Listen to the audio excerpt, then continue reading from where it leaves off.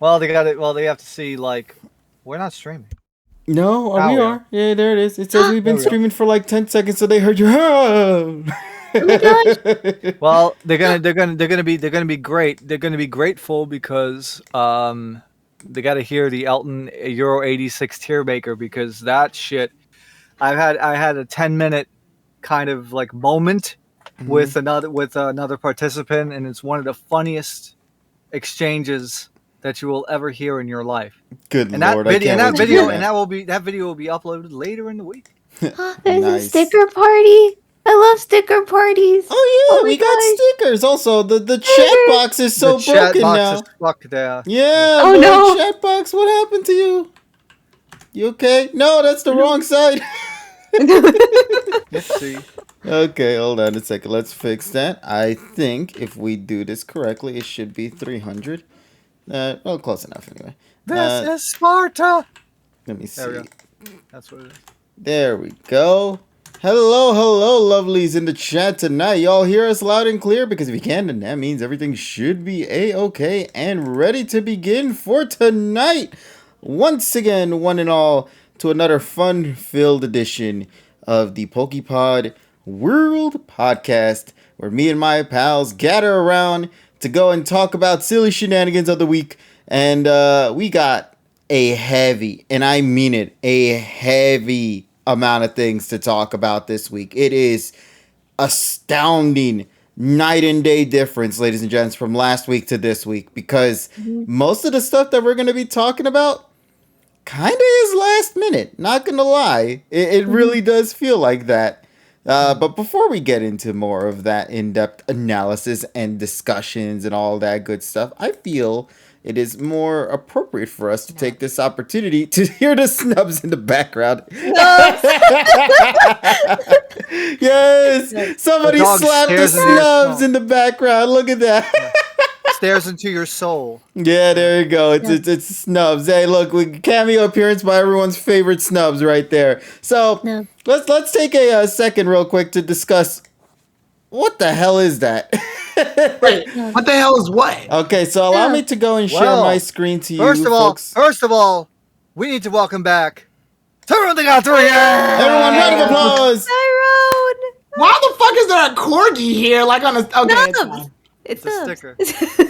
Oh, got it. All right. Yeah, Yeah. so you remember that thing we were talking about the other day, Tyrone? Oh yeah, the stickers. I forgot. So in my context, like Malevolent has Sacrifice stuck in his head. Good song Nice. from Look, Sigma make Death. it shine. you know those little fucking like lines that show you that there's windows up, like Yes. in the background. The sticker was right above it, so it looked like a corgi on a stick. Like I was like, why is there a corgi on a stick? Hey, look at that Navy out here giving a gifty to the community. Giving Navy, a gifty where to you get all this money? Nairo94. Huh? That's it, Navy. Where do you get all this money? Dude gives a gift tier sub to my channel like every time. You Well, hey, appreciate well, and stand them Love then. support. Oh, no, I do appreciate it. I just don't want him to be broke. His next level is given like 25 or 50. That's gonna be the next one. So Yeah, allow me to I just explain. don't want him to be broke. Yeah. Thanks for gifting a sub, buddy. We do appreciate Give me it. them. We do Give me appreciate those little everyone bitty out here. bit things. I want you to make it rain. So I hope that the stream is being shown on you guys in the call right now as well. Hopefully it's running it fine is. for you guys. Okay, great. It looks good. Okay, good. So let's go and start talking about the specifics about what has been happening lately, because obviously Yeah, things because went down. apparently I've been through some shit for the past 3 weeks. Oh yeah, dude. We Yeah. went through some level development, bro. You missed out on a whole arc. Character development. Yeah, we had cameo appearances make their appearance in the pod. We had fun chaos go around with some episodes. It was chaos, but it was fun chaos regardless. And also, you came back in the appropriate time because we have a brand new Pokemon trailer, a brand new Nintendo Direct that's going to be happening tomorrow. The Sony State of Lames, which is going to also be happening tomorrow as well. Oh, and no. a bunch of other things too. So Yeah, I took And then Tokyo Game Show later in the week. I took the liberty of watching all 3 fucking Pokemon Journeys episodes, by the way, because I didn't have internet for a while, so I had to fucking, once I finally got internet, I binge watched them, and holy fucking shit. I know, top tier episodes, but we don't need to get into that right now. So don't worry about it. But thanks for sharing your opinion on it. No. But we'll get to that when we get to that turn. I'll say that much. But yeah, so clearly a lot has happened, Tyrone, since you've been away. Once again, let's go and reintroduce everybody here in the call. We'll begin with our buddy from the very left over there, TSS. Everyone say hello. I like bikes. Nice. Well, moving on from that, we got our buddy over here, Emmy, aka Pika with a bow. Hello, everyone. Nice. And then last but not least, our grand reintroduction to a good homie of ours who went away for a couple of days and now is finally back. Yeah, it felt like days, bro. Try a couple of weeks. You know, internet speed for weeks is months in real time. Exactly. Well, to be fair, everything just feels all jumbled up. It feels like 2 days only passed. But anyway, welcome everybody once again to our good pal Tyrone, the God 3, who makes his grand re-debut here with us tonight on the pod. You're mad. I'm back. He's back. Hey, look. Tactical Groove, thank you. Tactical Groove. Hey, hype train just went on. Hype train incoming. Let's get it. Hell yeah. When the world needed him most, Tyrone returned. Thank you for helping us get to our first hype train of the night, ladies and gents. We appreciate it. What a way to return. Yeah, what a Terrell got that gift sub. Nice. Hey, nice. Yeah, so here's the thing. And once again, you did the Sonic 2 reference, by the way. Yeah, I thought that was what we were going with, honestly. But yeah, as stated before, we got a lot of fun things happening right now. Added in this session of the PokePod through help and guidance from Cosmic, Joker, and some of our other buddies behind the scenes. So obviously, as you guys can tell at the top left next to the Rubes playing the Switch, we got this sticker party going on. What exactly is a sticker party, you might be asking? Well, we have a brand new extension going on in our streams from this point onward called, well, a sticker party, I guess you could say. And in there, you are able to pay bits to slap some stickers, either ones that are already pre-made by the system itself or ones that we added in the system. So we added a couple of them tonight. We have a total of 5 stickers now, and you guys get to have some fun with them. We have, of course, as you guys heard before, the Tyrone TG3 one, which is great. You heard the snubs, the true snubs. True snubs, exactly. We also got Suba Jr. as well, making it a appearance as well. It's literally using the audio clip of the Suba from the debut episode. And then we have the Zorua F in the chat, which I shit you not, I felt like it was appropriate to put that audio clip of the Wii Sports sound effect. Yeah. So if anybody plays it, you guys will hear the audio be like, but it's because he's holding the F right there. No. What we have to do also is we got to get the Minecraft villager. Yeah, but I don't know what sticker would work with that one, in all honesty. So get like a freaking villager blockhead or whatever. Yeah, you know, I might just slap. Yeah, I'll just do the. We need that because that's one of our Baba Boo. Baba Booey. Yeah, we gotta do Baba Booey. Baba Booey. Yo, Snubs, you kind of a little too close to me, buddy. Just ain't. Yeah. Oh well. We appreciate the snubs. Hopefully the snubs audio is sounding clear for y'all here, but we do have it in the background, so as the snubs audio there, the Dene one is great too because it incorporates. Can the audience slap these stickers on literally anytime they want? Yeah, all they have to do is pay bits though. No. See, the problem is that I'm gonna be in like this Pride Heart has been slapped on screen. Look at that. I'm gonna have a very serious like moment in conversation. And I was like, But Tyrone, that's gonna make it that's gonna make for some of the craziest interactions of all time. I'm just gonna be like going in and like I think personally that this is a serious issue. Gay. Hey, it's like Zentrea's stream. Oh man, I regret to inform you. My arm is injured. Well, I don't want to go into a moment where like Something happened and I'm sad, Corgi. Like the fact. Snubs. Just snubs. Nubs. Yeah. Oh, I'm so excited. I did it, guys. I won the lottery. Oh. Wait, so do we not have a $20 sticker? I feel like We could totally add one. I just don't want $20. $20. Yeah, I just haven't gotten the audio clip of the $20 one. So It's gonna have to be 2,000 bits. yeah, It's $20. yeah. Not yet. Yeah, pretty But much. no, there were a lot of suggestions people were telling us to place, and eventually I will, because I have a Polly emote, so I want her kind of audio clip to play during now. We get the sticker that just shows up on apples and pears and shit. You can add a sticker of anything and an audio of Does anything. that mean we could get the Dole banana freaking sticker? Yes, you can slap the Dole banana if you want. Oh my god, dude, I should do that. And then the audio clip is the Donkey Kong 64 banana noise. Banana slam! Holy shit. Guess what, bitch? Coronavirus! Good god. Oh my god, this is so stupid. It's so stupid, but it's gonna end it's up hilarious. resulting in funny things. That's what. Yeah, hilarious. I rely on the well-timed noises during our streams moving forward, chat. So y'all better know how to perfectly time your noises in the background. For your snubs. Jesus Christ. Snubs. It's just Snubs. it's just the sex noise. No, yeah. Like, yeah. No, we need the Pornhub sound. Like that. Oh my god. No. We need to get the kid that got expelled. That version of this. Oh my god, that's the same Cardi B moment. Coronavirus. Coronavirus! Yes. Hey, Goggles got them bitty bit. Goggles, you got money? Character development. Damn, he providing them bitty bits. No, Goggles, I didn't know you had money. A lot has changed since I've gone. Oh my god, the Karen sticker. Yes. Oh, I Karen thought Rudy Goggles should has been totally be in there. universally broke. He says a lot has happened, bro.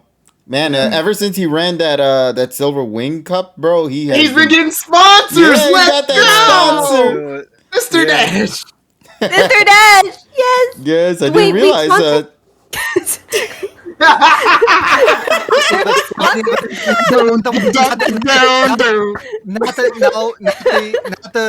Not the one that uses the flat freaking black the black pot thing. You have to. It's got to be the real Sister Dash. Dang. Yeah! Anime time skip be happening in behind the scenes. Tyrone, like I said, you missed a lot during these past Tyrone, few we weeks. missed you. Goggles I makes hope you know. money. We have sticker parties. We literally have done some silly shit. Yeah. And that silly shit has been Hi, very Donnie. silly. Silly, yes. That's pretty much it. Also, yeah, you got a new PC too. So yeah, it's just been hilarity throughout these past couple of weeks. buddy. Oh yeah, I lost my soul too. Oh yeah, and we also Whoa, lost her what? soul. Funniest Yo, shit I've what? ever witnessed, bro. Why you just say that so casually? Because she's soulless, bro. Yeah. I've been waiting Why for would it. she It's show just emotion fucking if she delivery. is soulless, bro? What the fuck happened, Emmy? I Well, missed we you, got- Tyrone. Is that why you lost your soul? A lot of things happened, I'll do Tyrone. anything to bring him back. I heard the fucking queen died when I left. What was that about? Oh yeah, and Oh, then there yeah. was a Twitter user that was saying, "I swear to God, it wasn't me," because like 6 hours ago he said, "Bro, that was a fun time in UK. I'm alright. All right, I'm about to head out." Literally after that, the Queen passed away, Oh my god. and it was like, "I swear to God, it was not me." Also, holy damn, Hype bro, we got another hype train complete at level 2. DeMarco. Oh man, thank you all. 2 subs and 604 bitty bits. You are all incredible. Yeah. We appreciate every single Thank one you of for y'all. the bitty bits. I will distribute them to no one. Oh my god, we got some pretty fun emotes as well, so make sure to go and Nice. use them. We Absolutely. need to those are update for the our- supporters. Those are for the supporters. So if you donated bitty bits or the gift Yeah. subs, you get them. Yeah, so of course We if need you to want to join update on our the hype audio itself, equipment. donate a bit or bitty bits, however you may want, so you can also gain yourself some fun emotes to use in this stream or in many of the various streams we have planned throughout the People coming playing week another from one our bites the respective dust channels. outside the fucking palace. What? I guess they want to play Queen music, but I would have probably played like Kasagi's ship or something. We need to update our audio equipment. We've updated our audio equipment. That shit will always have me in tears, bro. So stupid. I love it. It's stupid, but yes, you're right. All right. I forgot to add this. I completely should have added this a while ago. Okay, we'll have it here in the background in the meantime. There we go. Anyway, Nice. so let's get into it then, chat. Once again, we have a lot, and I mean a lot, to go and discuss for tonight. So to just give us a brief preview for what we're going to be discussing tonight, we have a Nintendo Direct that's confirmed to be happening tomorrow at 10 a.m. EST specifically. Go ahead and slap one of these stickers on myself. Also, no, it's slapping it on me. Yo, you got Monster, then you got Mike Wazowski, bro. Look, I said I was coming back. I didn't mention I was taking over. The takeover, bro. Oh shit! You kick your bike when you're down. No. Oh shit! Like with this dead Dene right here, bro. Oh man, I should probably update the audio because the audio is a little quiet. TSS, you're making it shine, man. Yeah. Oh, there we go. Let me rip that out of your face. Honestly, I did not know where the sticker would show up. No, that's the best part, Tyrone. You'll never know where it is. It will land anywhere. I didn't. TSS, I didn't do it on purpose. I just clicked the fucking button. I know, but I know it's called entertainment. Yeah, I was just like, fun stickers, and then fun, he says. And I'm like, ooh, TSS, my bad. Dude, you just casually like kick your ass. Oh shit! You remember the what was it? The freaking that one guy who did a drawing in like a sticky note, and then he went to the CEO and he slapped that shit. Super Mario Brothers 4 already exists. It's Super Mario World. Yeah, in Japan. But it's still considered Super Mario Bros. 4 everywhere else, because if it's called in one area, it's going to be called everywhere else as well. Yeah, because it legitimately says, and I have the freaking Super Famicom freaking briefcase. It says Super Mario World, Super Mario Brothers 4. Yeah. So, what was I getting at again? Oh, yes. So, tonight, like we said, is going to be a couple of discussions. We got the Nintendo Direct to discuss. We got the Sony State of Play to discuss. We got the Pokemon Scarlet and Violet trailer that released a while ago to discuss. That actually details a lot of information for what we're going to be seeing in this upcoming, game. And the latest episode of PM 2019. And, of course, D23. AKA the big event that went down for Disney-related content, from video games to movies, TV shows, you name it, they had it there. And there is a Sonic lot Frontier shit I guess we got to talk about, right? Yes. And City Bike. And City Bike too. Yeah, we got that tech review coming in. And it's a bike? Yes, there's so many things and more to show up for tonight. So strap in, everybody, and let's get into tonight's discussion. And let's begin with some pretty positive news. Can I share some very positive news right now? First off, before we start getting into the chaos. So let me go and tell y'all something really fun, because I know my buddies of the Splatoonio fans out there, y'all are very happy, especially with Splatoon 3. And I want you guys to know how big Splatoon 3. Okay? So Splatoon 3, and let's be clear, by the way, this game only sold, I believe, in Japan. Just to be clear, in Japan, okay? Splatoon 3 sales surpassed 3.45 million in the first 3 days. The highest domestic sales level for any Switch game within that time frame. In the first 3 days, 3 million plus units had been sold. Just to kind of get an idea about that, Splatoon 3 sold more in 3 days in Japan alone than Metroid Dread has in lifetime sales so far. And that's a sting, and it hurts, but it's true. So, God Damn. Well, that's because Splatoon's been like amazingly consistent. They'll bring out a game, the game does it has a community that plays for its time, and then they come out with the next game. Metroid, what came before Metroid Dread, and how long ago was that? Yes.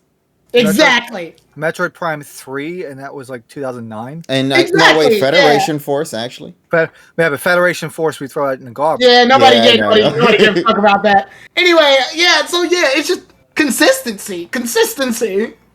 Yeah, so just to get an idea, by the way, to know how big of a deal it is, Japan have the sales numbers. Splatoon 3 sold over 3.45 million copies in 1 week. That would make it the fastest selling game of all time in Japan, beating Animal Crossing New Horizons, which sold 2.68 million units back when it launched in 2020 in March. So the animals have been crossed. And aside from that, if you want to know the other placements. Sorry, I'm bad at humor. Third place is Pokemon Black and White, which sold 2.63 million units at the launch. Final Fantasy VIII sold 2.50 million units. Wait, what? Mm-hmm. Damn. Oh. No, I'm happy. Damn it, this is what I always do. I don't know. Zora loves me. I don't know. Yeah, no, Zoro wants to give you that F grade. No, and I think TSS will speak for me on this one. I'm surprised. Good job, Final Fantasy VIII. Most people hate Final Fantasy VIII, so I'm glad. I'm glad Final No, that's Fantasy VIII. because they thought it was going to be a better like Final Fantasy VII, and then they realized it sucks. So, you know. No, I like Final Fantasy VIII. No, I'm not It's talking good. about you. I'm talking about the 99% of the people. The other people that don't like 8. Yeah, pretty much 99% of the world. So everyone except like me, TSS, and like maybe some other guy that we meet on Wednesdays to talk about it. Exactly. Or Thursdays. But that'll be saved for another day. Also, what caught me off guard, I'm seeing in the total biggest video game launches in Japan, you would not believe this. Pokemon Brilliant Diamond and Shiny Pearl are in 20th place, selling 1.7 million units in launch week. That is kind of crazy. That is absolutely insane. That game was worthless. No, it's worthless. But goddamn, it made so much money. Well, because everybody expected it to be better, and it wasn't. Everybody knew it wasn't. It was temporarily good for the stream. No, people only bought it to break the game. Yeah. Oh man, but congratulations to Splatoon 3. Y'all really went above and beyond with this one. I'll say that much. I didn't think that they would sell as big as it did. I knew it was going to be a big deal, let me be clear.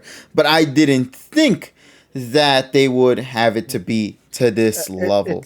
It's actually making me want to like. Well, I already dusted off the Wii U. Now I gotta freaking just get like Splatoon 1 if I can even find the disc. If I can't find the disc, I can just load it off a USB. But I know my save file is still there. I'm probably gonna freaking play the single player. Mm-hmm. But yeah, it makes me want to go back. But then I have to play Splatoon 2, and it's like. Yeah, and if you want to play the story side of things, you're gonna have to know the story of 1 and 2 so far. So I mean, and the DLC too. Which, by the way, if you are part of the expansion pack, you do get the DLC for free. So it's not like as if you don't have access to it if you have the expansion pack, of course. So yeah. Yeah, there's tons of Japanese players still playing Splatoon 1, which is a Wii U game. You see, it's and that gamepad is on another level, bro. Fucking Call of Duty Black Ops for the Wii U. Like, there's still people playing that shit. Mm-hmm. No, you'd be surprised. There are some games that you would think would be dead on site, and that shit is still living because nobody can get a Switch over there. No, it's not. No, it's not that. It's just that people just love the game too much. Oh yeah, the first game is also pretty broken in certain areas too, so it also makes it for very fun times too. And also, to be honest, in my opinion, it was a game that really worked well for the Wii U because you had the map on the controller. Mm-hmm. No, that is the godsend of what made it so great. Yes. Okay, so another thing I also have to address as well. Since we are talking about Nintendo related, I guess this will be a nice little segue to get into the next topic. I don't think we're going to be going into this for too long because we did do a discussion about this last week where we did mention that potentially next week we will get an announcement for a Nintendo Direct. And lo and behold, We got a Nintendo Direct announcement, Yay. and it is going to be a pretty big deal. I would like to believe it is going to be a big deal. Why I say that? Well, tune in at 7 a.m. PT tomorrow, or, 10 a.m. Eastern Time, for a Nintendo Direct live stream featuring roughly 40 minutes of information, mostly focused on Nintendo Switch games launching this winter. But here's the best part, and I think some people might be happy about this. This has nothing to do with the Direct in itself, but it has something to do with reactions. Nintendo New York City, the Twitter account, came out and said, join us tomorrow at 10 a.m. ET as we live stream the Nintendo Direct at Nintendo NYC. Oh, we're going back, dudes! Limited entry is on a first come, first served basis. That means people are going to be lining up at 4 o'clock in the morning. Oh, wait. Say that again. What are we doing? So, Nintendo New York City, or NYC, they have confirmed that for the first time in 2 to 3 years? 3 years. 3 years, nearly 3 years, we are going to be seeing the world of Nintendo New York City finally have people hop on in there and react to the Direct. And the answer no, we ain't going. We got work. We got responsibilities. So. Yeah. Unfortunately, I would love to go there, but here are two things. One, I cannot make it because of how late minute this was. If it was maybe given a few days in advance notice so I can actually know about it, then I would definitely join. But given that I just learned technically I could, but the biggest problem is, in order to even get in there, you probably got to get there 5 in the morning. Yeah, especially knowing that this is a return after 3 years. Yeah, it's gonna be fucking packed. Yeah. Yeah, you're not gonna be able to see the act screen. like peanuts in a Snicker bar. Let me break this down for you because this is coming from personal experience.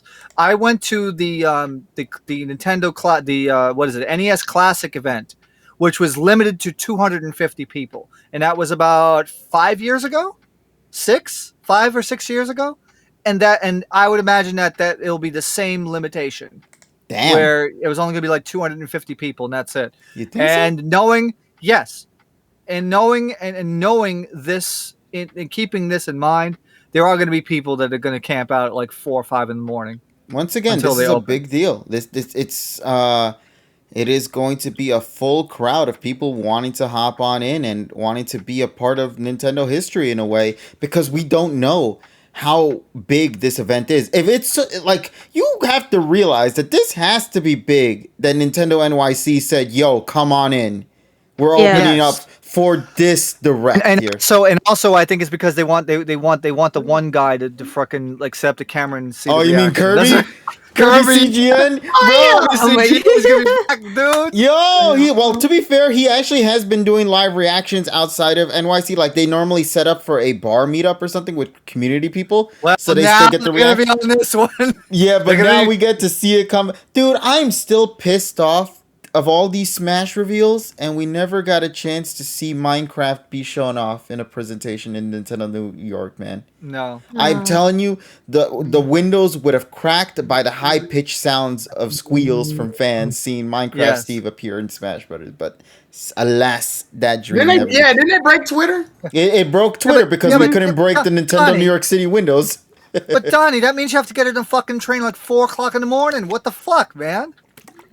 Dude, it's Nintendo history. It's been 3 years. There was no other way. The world had to be fixed. And actually, all right, we're gonna talk about it in a few seconds. But I also want to on the same thing of reopening and stuff like that. There might be there is a potential announcement coming this week that Japan might be opening up their borders and giving up the restrictions in somewhere in October. Yeah, finally. This was semi-confirmed, literally last night. So they're gonna make an announcement probably in this week or something. The Japanese government. And once they do that, then the doors are open, and then that means my ass is going to get in that country. And that's yes. I am going to be going on Get your to ass to Japan. that country. Yes, because I need to do it because I'm going to be doing a shopping trip, and it's going to be anywhere between. I don't think December is going to be in the cards because the flight prices are astronomically expensive at this point. Also, your ass is with us in November, bro. I don't think you have that Yeah. much of a budget with us. Yeah. I mean, that's not true because remember I've saved for like the last like 3 years, so that's not a problem. That But was I'm me saying- with NYC.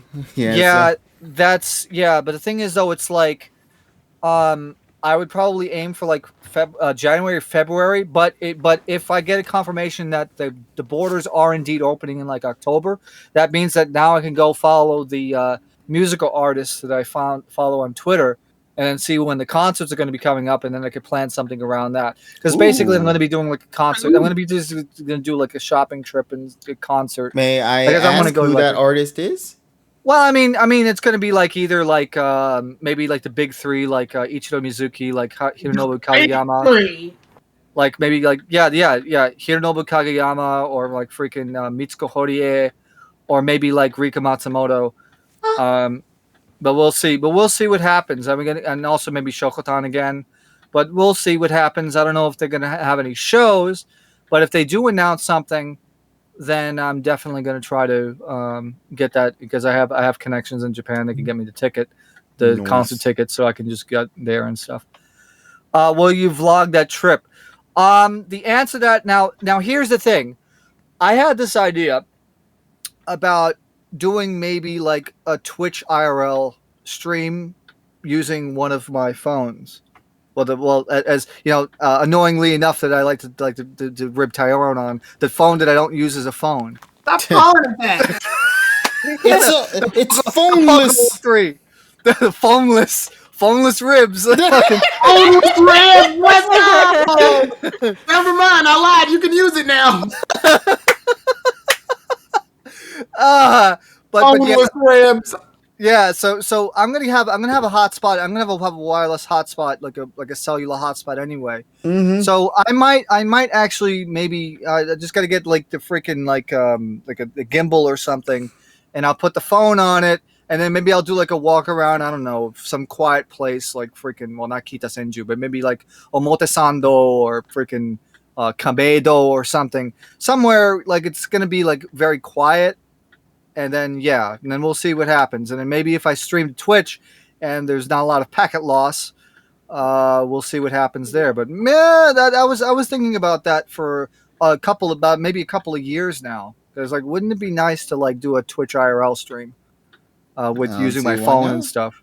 Yeah, and I have a mic, and I have a microphone set up, so I can probably do it. It's just that it's just got to see how feasible that will be and how reliable the connection will be. So we'll see what happens, but that's probably going to come around like January, February. So stay tuned for that. All right, everyone, keep up to date on TSS over at his Twitter's account. So make sure to go Okay, check G, him I out. have a bone to pick with you, by the way. Oh, I have I no have a bone bones to with pick me. with all of y'all. Let's go ahead and make let's do a Pokemon Showdown tournament while Tyrone's out. It's not like he fucking likes Pokemon Showdown or anything. He wouldn't Pokemon Showdown tournament. That motherfucking No, see, we did that to make sure you wouldn't be in it, buddy. piece of shit. Yeah, we purposely planned this shit a month in advance because I That gave hurt them my the hand. deets about you doing this Guys, shit. we gotta hurry up. Tyrone's too fucking powerful. Y'all don't. No. See, one of the opponents in there is actually one of your competitors, so it would be illegal to have that fight happen if it does Yeah. happen. Oh, So fuck you. I'm sorry, and he ended up being the victor, by the way. So No shit, I wasn't around. No shit, I okay. wasn't there, so obviously. Okay, I'm sorry to cut off, but I want to answer Azur Samarat's question.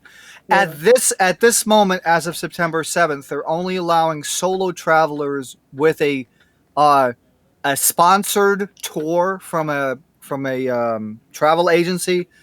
But with this announcement, they say that when they lift the cap on the arrivals, which will be 50,000, when they lift the cap for that, they will lift the other requirements. And also that means also you don't need to do an e-visa either. So that means they're going to go full blown open because they're the last of the G7 nations to freaking open up, which, I just don't understand why they couldn't do this before because everywhere else has been fine. And thank you, and Switch Kid, thank you for the sub. Thank And 1 you. 1 year. year of Yeah. sub as well. 12 months. 1 Thank you so year. much for the 12 months, Thank man. you. Yes. Arigato. But anyway, back to the Yeah, but back to the TSS. Or No, was that back pretty to- much? what time? Time. That's Tis. Back to But yes. tis. All right, but Yes, indeed. Yeah. So I think I've caught up with everything. nice. for I know right there's now. still one thing you want to talk about, and we will get Yeah, to that. that's gonna be soon. later. Yeah, it's gonna Yeah, be later. don't worry. We did not forget it. So just to continue going on tangents for more video game things. Like we said before, I don't really think we're gonna go into depth on the Nintendo Direct predictions because we already gave our thoughts on that, and I Yes. feel almost everyone unanimously agree on the many Zelda. things. There was one thing I completely That it forgot is. to talk about in regards to that. So two things actually. One, apparently there was a emulation leak that came out that apparently Oh. shows off that maybe we might be seeing the Game Boy sooner than we think.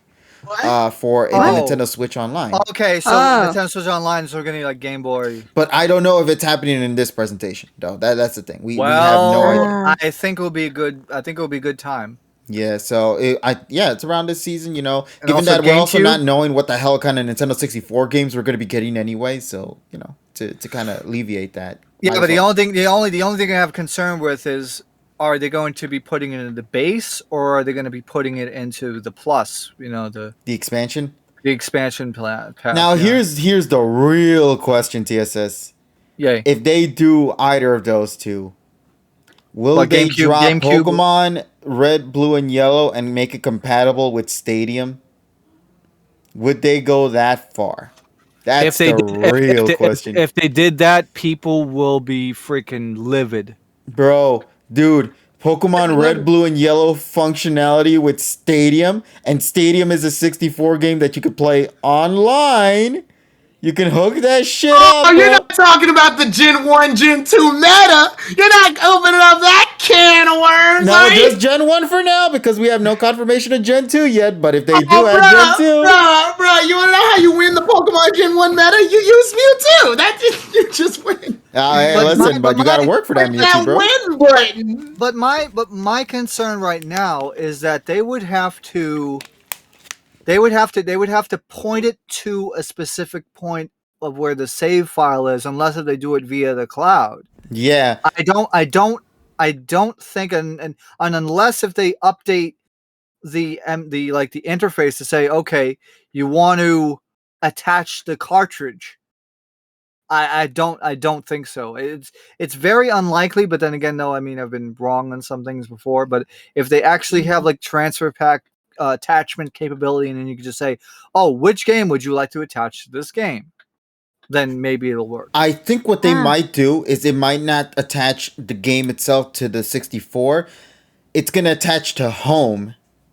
And home is going to then attach to the 64. I mean, did you want to add something? No, I don't think so. No. What are your thoughts about like the Game Boy? No. No, Wait, say that again. Sorry. No, okay. Oh, I've missed Emmy. The fuck? Oh man. She just got thrown off. Huh? What? No. No, I swear to God, because her thing lighted up. When I was know, it speaking, was just so I was funny. thinking, oh, she had something to say. What? No. So I just like when you guys talk, I just say yes, so I know like I'm here. I'm here. I'm just, yes, Emmy. Squeed makes a great point here, and it says, since Pokemon Bank is going to go out, and since the 3DS the virtual console stuff is not going to be able to technically be able to be purchased anymore. If they do, I mean, I think now is the time would be a great time to integrate like the Game Boy, like the Gen 1 games to home. That would be that. Well, now and also if they add that to the expansion pass and that ability, then maybe it will be a great opportunity for people to get the expansion pass. Because I'm pretty sure that their goal is to get more people on the expansion pass because hey, more money for us. I mean, yeah, that's the gist of it. That's pretty much what it is. Yeah. But hey, Okay, it's dude. all And that sounded like an 80-year-old man with no teeth. Yeah, capitalism talks. Pretty much. yeah. But oh right, Emmy, to just Yeah, what was the question? reiterate that question real quick on you. I was asking because since we were talking about the Pokemon Gen 1s and Gen 2 games, potentially with the Game Boys coming in, how would you feel if they were to be added into the Nintendo the Switch Switch? Online service? Yeah. I would like that because like my Game Boy, I still have it, but I don't know where like I don't know if it's I don't know if I have the charger for it still because I have like my Game Boy Advance still. So like my first I games were have my Fire Game Red. Boy Advance. I have my Game Boy Advance SP. Wow. Yeah, like but I don't know if I have my charger still, so it's not like I could go back and play like Fire Red or Leaf Green again. So that'd be Well, really yeah, nice. I mean, you could just. Fun- I mean, to be honest, you can probably just get the Emulate USB it. charge. Well, not only that, but if you wanted to get real, if you wanted to get the thing, you just get a USB to like Game Boy Advance cable because that's like $4 on AliExpress or something. Fun fact: the Game Boy Advance uses the same fucking charger as the Nintendo DS. I don't know why that's the case. Wait, really? Well, it's the Oh, the original Nintendo Yeah, DS, yeah, the fat DS. yeah. I'm the Fat Boy DS. Yeah, but mostly I like in So- terms of consoles, I went from like what did they so like I had like a Game Boy Advance and then I skipped most of the DS era and I got a DSi for some reason. And then I got a 3DS. No wait, and then I got a Wii and then a 3DS and then a Wii U which I sold. Bad idea. Don't know why I got a Wii U. And then the Switch. But Same, that's same. a ton of fucking money. That's why you didn't want to fucking sell it. Because now it's like there's only 13 million units out in the world. Oh, Yeah, and I well. sold it and I got $60. Worst decision of my life. $50? What the fuck? Stop. Okay, I went to GameStop. This was back before I drove. So Oh I man! mean, you on the bus. You think I wanted to take it back home? No. So I was like, you know what? Screw Yeah, it. but you have the homebrew. You have basically for a person who owns a Wii U, it's backwards compatible with technically two systems. And, mean, and I mean, GameCube you could play just by using like Nintendo. I mean, they spread That's I mean, literally the name of the program. I've never KG. seen a friend get scammed so hard like that. I got they spreaded your cheeks. What the fuck? Okay, you know what's worse is that they also got Pokken Tournament out of that too. Because I That too also wasn't just a Wii U. Oh Yeah. no! I had that too. I mean, to be fair, I was Pokken like- sucks, but still, they're like I know $60. it's still. I know. I was Yeah, like, nah, yeah, they you spread would it. too. Yo, I was chat, like, put okay. F in the chat, Yeah, man, they for spreaded Emmy. they spreaded your poor cheeks on that one. Yeah, bro. And then those cheeks had to sit on the bus afterwards and go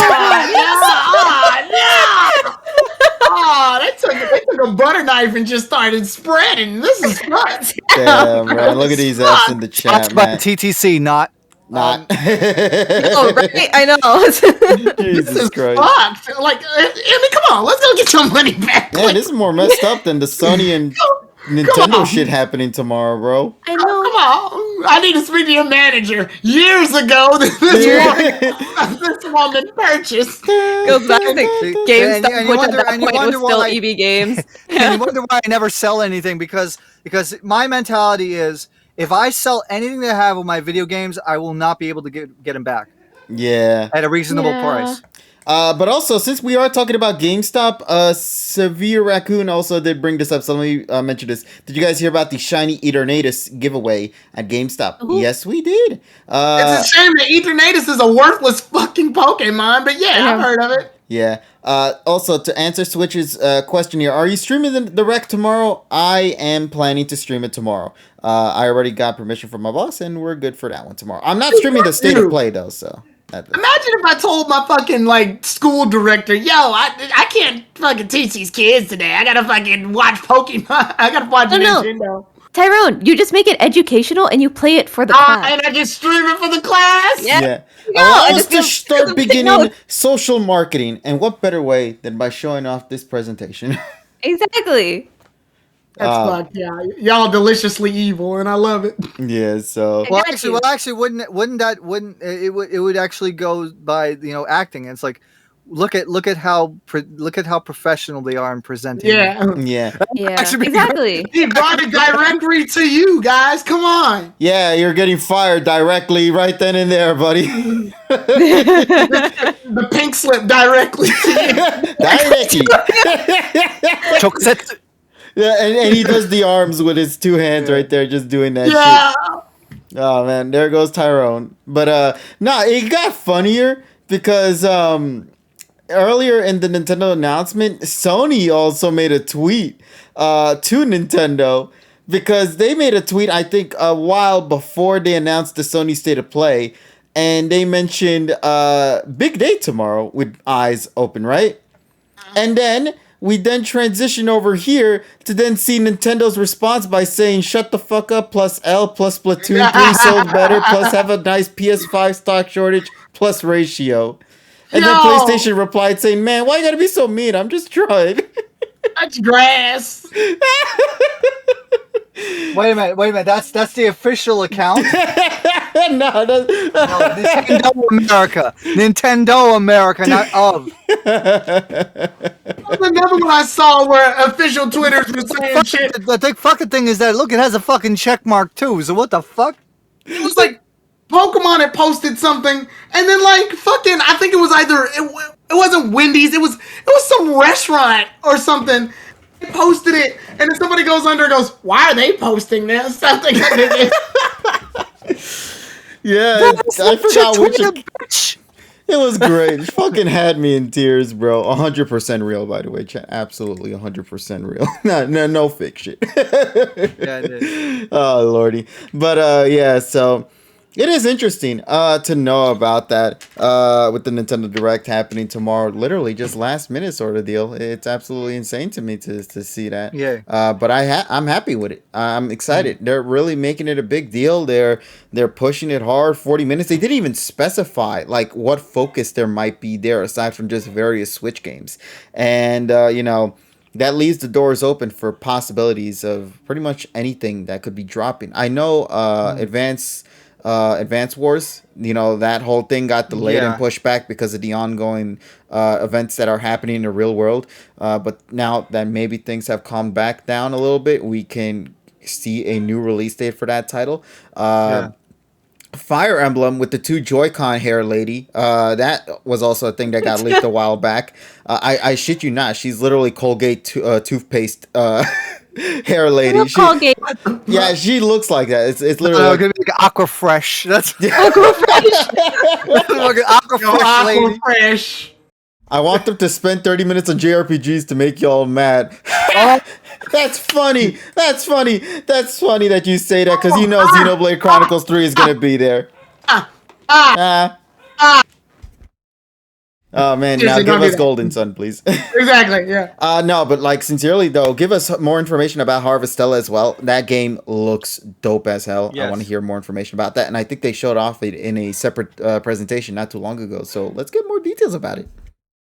But yeah, so like we said, we're not gonna go much more into details on that. So that's pretty much all we got to say on that. Overall, very excited for it. I hope you guys are looking forward to the shenanigans that will come from it, and fingers crossed that it turns out to be a fun presentation. So once again, tune in tomorrow, ladies and gents, here on this channel to watch my live reaction to it here with y'all. So yeah, and if the 9:45 alarm goes off, I'll be there. nice. Yes. Maybe I can hide in the fridge and watch it. Oh Yeah. no. That's a good idea. All right, so I you swear want to the God, there Congress? was that stupid fridge joke. I wish I was able to make a joke on the one we saw at TSS the other day for the TikTok video with the note. Fuck, I wish I remember that word for word. Huh? The what the hell video with the fridge. What the hell? Shit had me in tears. But nah, so to get back at topic now, before we move on into our next big discussion, TSS, I'm going to use this opportunity to pass this one on to you because I know you wanted to bring this up at some point, and I feel now would be a nice way to kind of cycle it into this discussion here in the middle. Cycle. Yes. Yeah, Totally not a horrible ass little Segue. seconds there. Like a segue. Except segues suck. All right, so here's the thing. So as I mentioned last week, I was going to go and try City Bike for the first time, and I've done about 8 hours of biking, about 8.5 hours between 2 days. I first did it like in Thursday and then today. Because I was in the city, it was like, okay, fuck it, I'm going to use the bike. So, City Bike is a bike sharing program here in New York City, and depending on different factors, you can either get like single rides, you can get day passes, but you can also get the monthly. And if you fall into certain criteria, you also get discounts for the monthly as well. So I'm getting fucking bikes. City Bike. So basically, here's how you do it. So basically, you download the City Bike app. You can then scan the QR code on a bike on your phone. Like there's like over 1,000 stations in like the western part of the Bronx and the Manhattan, Queens, Brooklyn, and also Hoboken and Jersey City for some reason. Hoboken. Yes. People rob bikes too. Yeah, but that's the reason. That's the reason why. You see Professor Oak, you can't rob his bike here. Actually, it's funny. Actually, that's the newer variant of the bike, which I've also have that as well. So, yes, that's getting ready for that Scarlet and Violet life. Yeah, pretty much. Go right on. You're just gonna show the fuck up. All right, let's go. Let me tell you this, because City Bike started like 9 years ago, and back 9 years ago, there weren't too many like dedicated bike lanes in the city. Like, even the first few minutes that I tried it. Well, first of all, I have to make this disclaimer. Up until Thursday, I haven't ridden a bike in like 19 years. So the first time I got on a bike and started to roll off, started to roll off, right? My body was like, "What the fuck motion are you trying to do? Like, what the fuck motion are you trying to do with these legs and this body?"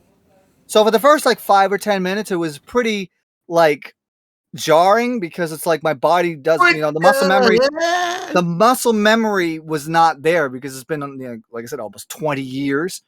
But once I got on the bike and I got to like the Hudson Greenway, which is like right on the Hudson River, I started to think, wow, the bike ride, like riding in the city is a dream if you have dedicated bike lanes and greenways. Right. Biking through, you have to survive. Yeah, but seriously, like, for a person like me, was out of shape, and to do like 4 miles is still great. I mean, but the thing is, though, if you have a day pass, or if you have like a day pass and you have the monthly pass, it's like 30-minute rides. But if you have the monthly pass or your single ride, it's like 45 minutes. So you have to dock this. You have to dock the bike. You can take this bike out. You can take the same bike out, but you have to dock it within a 45-minute time limit. But then once you dock the bike, you have to wait 2 minutes before you can unlock it again, which is fine, which is fair. So what I did was I took it from like 55th Street along the Hudson Greenway down to 26th, docked it in at 26th and 8th, went to a ramen shop that I didn't even know existed, because, hey, it's near a freaking it's near a City Bike station, so why the hell not? And it was like a, what was it? A 8-6 ramen. Like the broth was really good, but the noodles and everything else was kind of average. And then I rode the bike up. Then I took the same bike out, and then I rode up to freaking Penn Station, and then went in there for a little bit. And then I took the bike again, and then I rode to 40th and 5th, and that was really really exhilarating. Yeah, I did eat ramen. I ate like Tokotsu ramen at this place. I forgot the damn name of the place already. So the first day, now after I got home, my body was sore. It was a little bit sore, but not too bad, because I only did 4 miles. But I felt like really exhilarated to actually go and actually attempt to like ride the bike more. The problem is the city bike is not in my neighborhood, so I have to go down to the city to actually do it. But today I went from like 27th Street down to Carmine Street, where fucking Joe's Pizza is, and I just had a couple slices of pizza. I was like, you know what? I have a bike. Fuck it. Let's go to freaking West Village, Washington Square, around that area. And it was great. Like the convenience of the city bike. I never would have imagined that it would have been like so much fun, except for the fucking delivery drivers, the delivery riders that ride those fucking Aero 7 e-bikes that want to kill you right off the fucking road. and fucking those e-scooters too. And by the way, those e-scooters are going on the fucking greenway, which you can't. It's fucking illegal. And also these people, they don't know how the fuck traffic signals work, and they fucking blow through red lights and shit. Like, hello, I don't care if you're an expert rider, but it's like, we have traffic laws. There's a signal, there's a traffic signal for the fucking bike. When it says red, you stop. Stop these nuts! But that's what it is. I don't know why it was funny to me. No, no. If there are no bikes in your city station, that means everybody is fucking using it. But the best part is, in the app, it'll actually tell you how many bikes are in the stations. And a lot of times, actually, you'll have what's called bike angels distributing the bikes between each station. Like, let me give you an example. On Thursday, at one bike station on 55th Street, I was on the bus coming down, and there was only 4 bikes there. 5 minutes later, 44 bikes.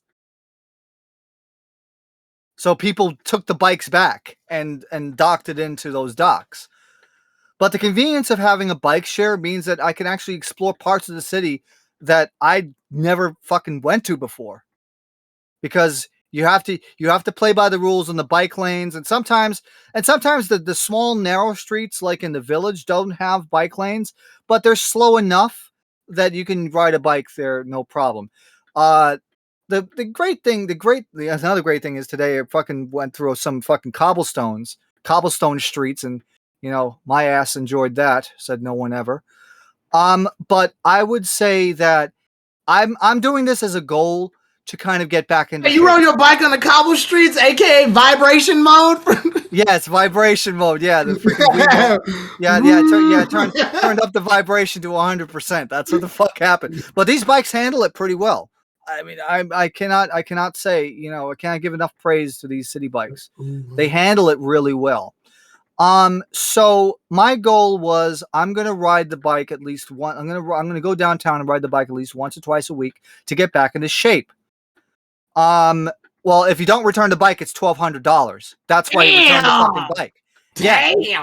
Yeah, and also overage fees and stuff. But if you completely don't bring back the bike within a reasonable amount of time, they will ding your ass fucking $1,200. All right, it ain't even that serious.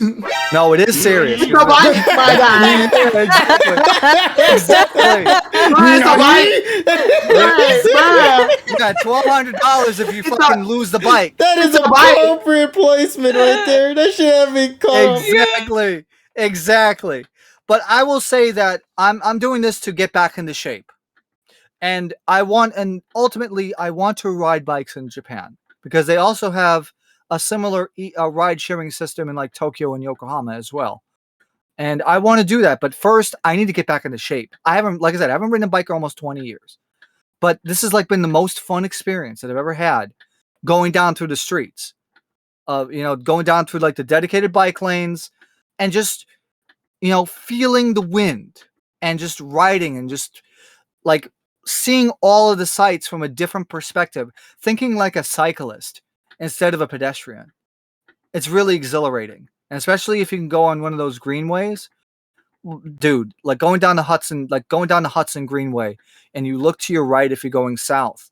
It's just one of the most beautiful sceneries that you'll ever see. I'm gonna get in shape. Round shape. Let's go. Holy shit. Yeah. Yeah. What's up?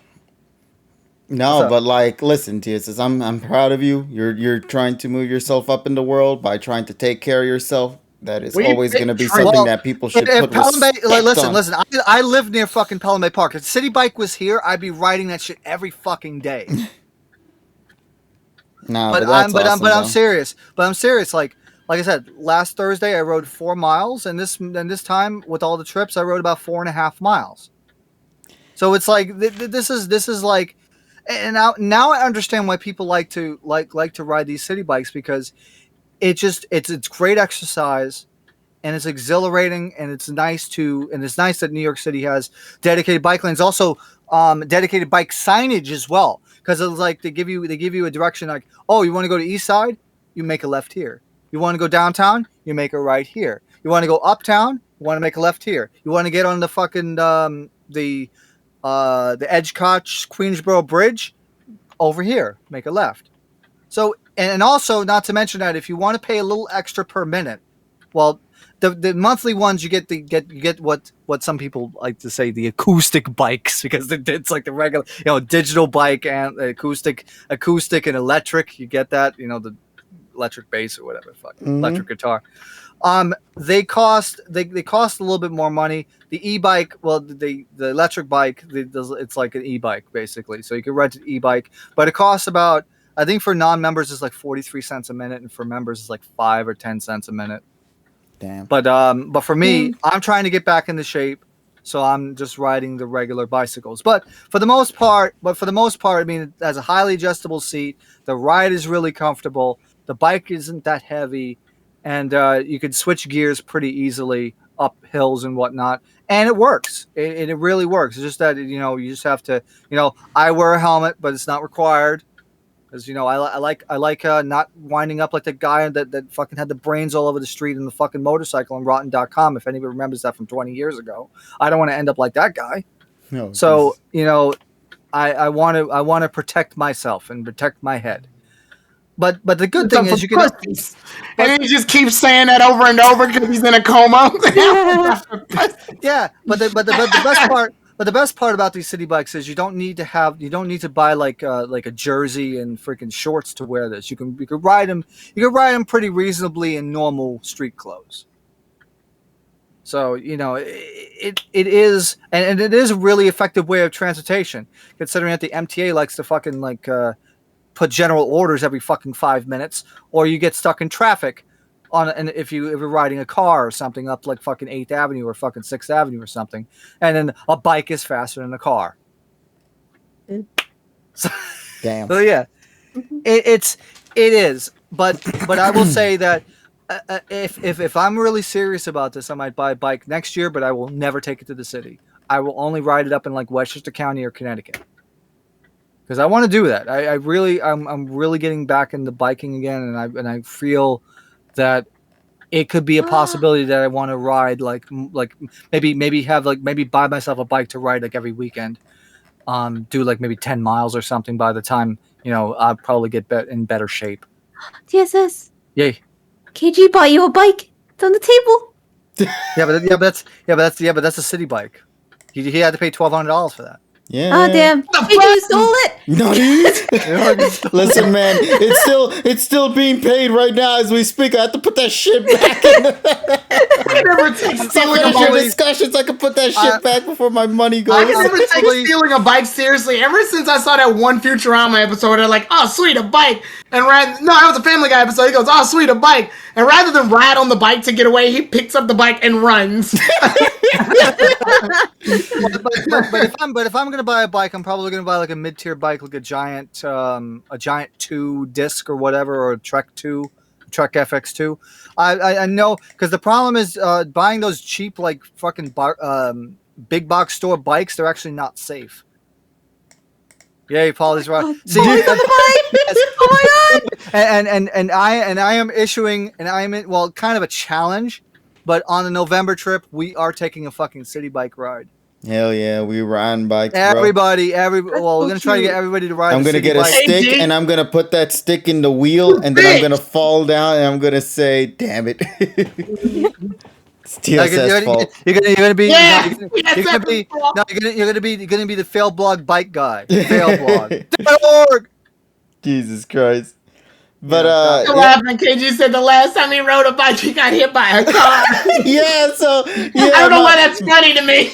Yeah, and I will never give context because I think we were all reminiscing. The funny thing is, everybody was reminiscing about the memories. I was like, "Oh man, I used to remember when I rode a bike. Oh man, I used to remember when I rode a bike." And I was like, "Yeah, me too. Last time I rode a bike, I got hit by a car."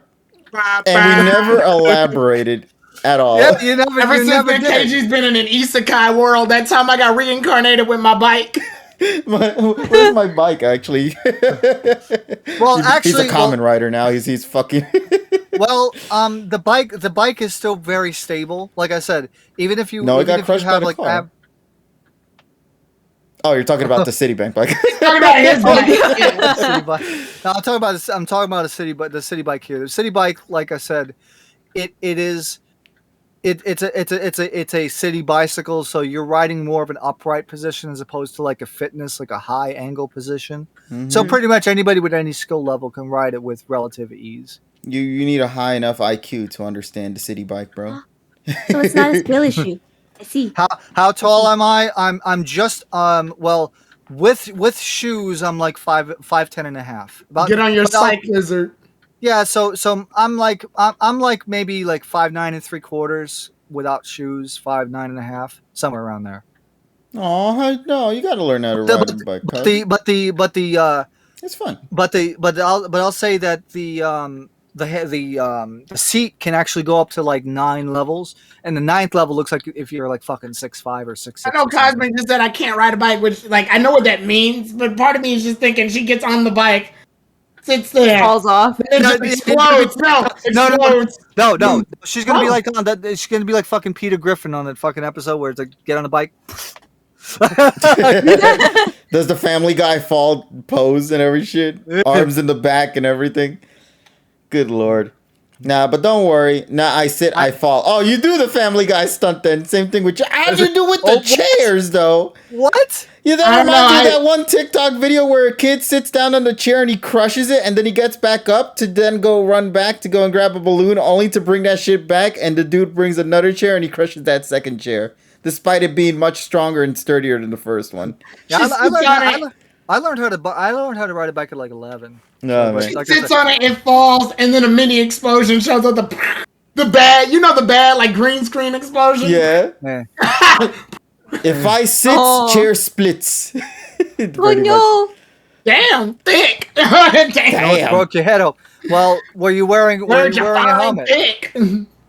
Because here's the thing. I went on Amazon and I bought a helmet for like $27. Very lightweight, and it has the adjustment in the back, the knob in the back where you tighten it against your head, and it has the chin guard, and the chin Velcro that you put, and then you put it tight against your neck, not too tight, but tight enough that the helmet will stay in place. And but like I said, I mean, most people around here ride city bikes without helmets, but it's like No. I mean, just bring a backpack and just throw the bike helmet in the backpack, because it weighs like nothing. It weighs like a few ounces. It's just not like you're holding it in your hands the whole time. It's literally Yeah. attached to your head, damn it. Yeah, Exactly. and then when you're not using it, you just put it in a backpack. Yeah, or just leave it Safety. in the side of the bike, if you're still holding on to the bike. So I mean, just Well, take- you don't want to do that because people will just take the no. take the I meant bike. when you're with it, not when you're leaving Yeah. it to the side. When you leave it to Yeah. the side, then of course you want to take sure. But once again, I'm happy for you, buddy, and I hope that your journey with the city bike continues to be a fun one throughout, buddy. Oh yeah, especially now the fall when when the weather is getting cooler. That means I'm going to be riding it more often, and more further as well. Nice. But like I said, I rode across like 14th Street today, where there's like almost no traffic, where there's only like bus traffic, and it's a beautiful sight to just ride with no cars in a major thoroughfare. All Very cool. right. Well, Yep. I hope you keep us up to date though in your stories Yes. and that at a later point then, buddy. Yes, But probably in the next couple of months. Yeah. If y'all want to try out the city bike, if you guys are here in New York City, give it a shot. See if you guys feel the same way TSS feels with this thing. But with that being said though, I got to bring this bike back before they start charging me extra. So the whirly Yeah. thing will take it away right now. All right, bye buddy. Thanks, Will. Oh, wait. Fucking E.T. Na, na, na, na, na, na. I hated all of that. I hated every frame of that. I hated every frame of that whole thing. He knows the freaking reference that I made there because somebody made the ET scene because okay, remember what I mentioned last week with the whole Sea Dog VA going the Hokkaido thing? Yeah. She was Iron Mouse was like doing a watch along stream, and she was like being like inside of a bicycle basket, and then somebody like superimposed tan Iron Mouse in a basket instead of freaking ET, and then they go then the scene where they bike and then you see the where the bike goes over the moon. You just hear, "Coño!" I gotta fucking find that. That was the best shit ever. Jesus Christ. So there's our city bike review, ladies and gents. Yes. It's technically Highly tech recommended. related and gets the highly recommended. So I want to move on into one more small topic before we then move on into our next major topic, which is going to be the D23 talk. It's not really going to be that long, but it's still going to be a topic regardless. Another thing for iOS users or Apple users out there, if you guys know, and this is also tied into tech in a way, iOS 16 has dropped. And I'm going to tell you right now, there is one update that I didn't learn until people started talking about it on social media, because it didn't seem like that was a big feature, but it's fucking huge, bro. What is it? And this feature is called the extract the main subject of a photo. What I mean by that? iOS 16 adds an exciting new visual lookup feature that lets you lift the main subject from a photo away from its background and copy it. And then you can either paste it to any background to what you want, or you could just straight up copy it and just post that shit in any area. Like, let me go and show this into the Discord stream into the Discord call in particular. So essentially, what they did was they copied the whole the magic tool from freaking from freaking Pixel phones, except for the fact of removing the object and make you freaking copy it. Okay. Yeah. So I'm going to put an image here. It's going to be completely random, of course. Also, I want to mention that iPhone 14 was announced, and the Pro, the Plus model, the regular model, and the Pro models. First of all, the Pro, the regular, and the Plus are not even worth your time because it still has the old chip in it. The Pro and the Pro Max, the biggest issues that I have with that is, well, first of all, throughout the iPhone 14 lineup, this is 2022, and there's no fucking SIM card slot. Dual eSIM only for the US. You have to buy a fucking Canadian model if you want a freaking SIM card slot. That's number one. That's number one. Number two, they were touting raw video and also like raw photos on the iPhone 14 Pro. Oof. And it's like, well, raw video, Open Camera has done that on Android for the last 6 fucking years. And we've had, and they were saying, oh, look at this 48 megapixel quad pixel sensor. Flagship phones like from Xiaomi have had that for the last 4 years. Welcome to the program. And also they were touting like, oh, you could use ProRes, 4K 30 only on fucking ProRes. And it's like, oh, and it's like, they don't tout 4K 60 because 4K 60 H.265. But they don't do that because they wanted to freaking they wanted to give people the pro people to fucking buy into this bullshit. But at least that comes with the A16, which is 4 nanometer. But besides that, don't buy the iPhone 14. Thank you. Yeah. With that being said, I actually bought a phone last week. What'd you buy? I bought a 13. Good. So just to let people know, I already have the 13 Pro Max. I'm happy with it. I bought a 13 recently, only because my mother, who also was very interested into this stuff, she was very divisive between either a Samsung or an iPhone, and this time around she decided to go with the iPhone 13. So she is going to share her thoughts on that at a later point. She's very excited for it though. So I mean, she's getting huh? She's coming on the pod to share her thoughts. Oh no, not to that far. I don't know. You piece of shit! Don't do that. I don't want to hear it.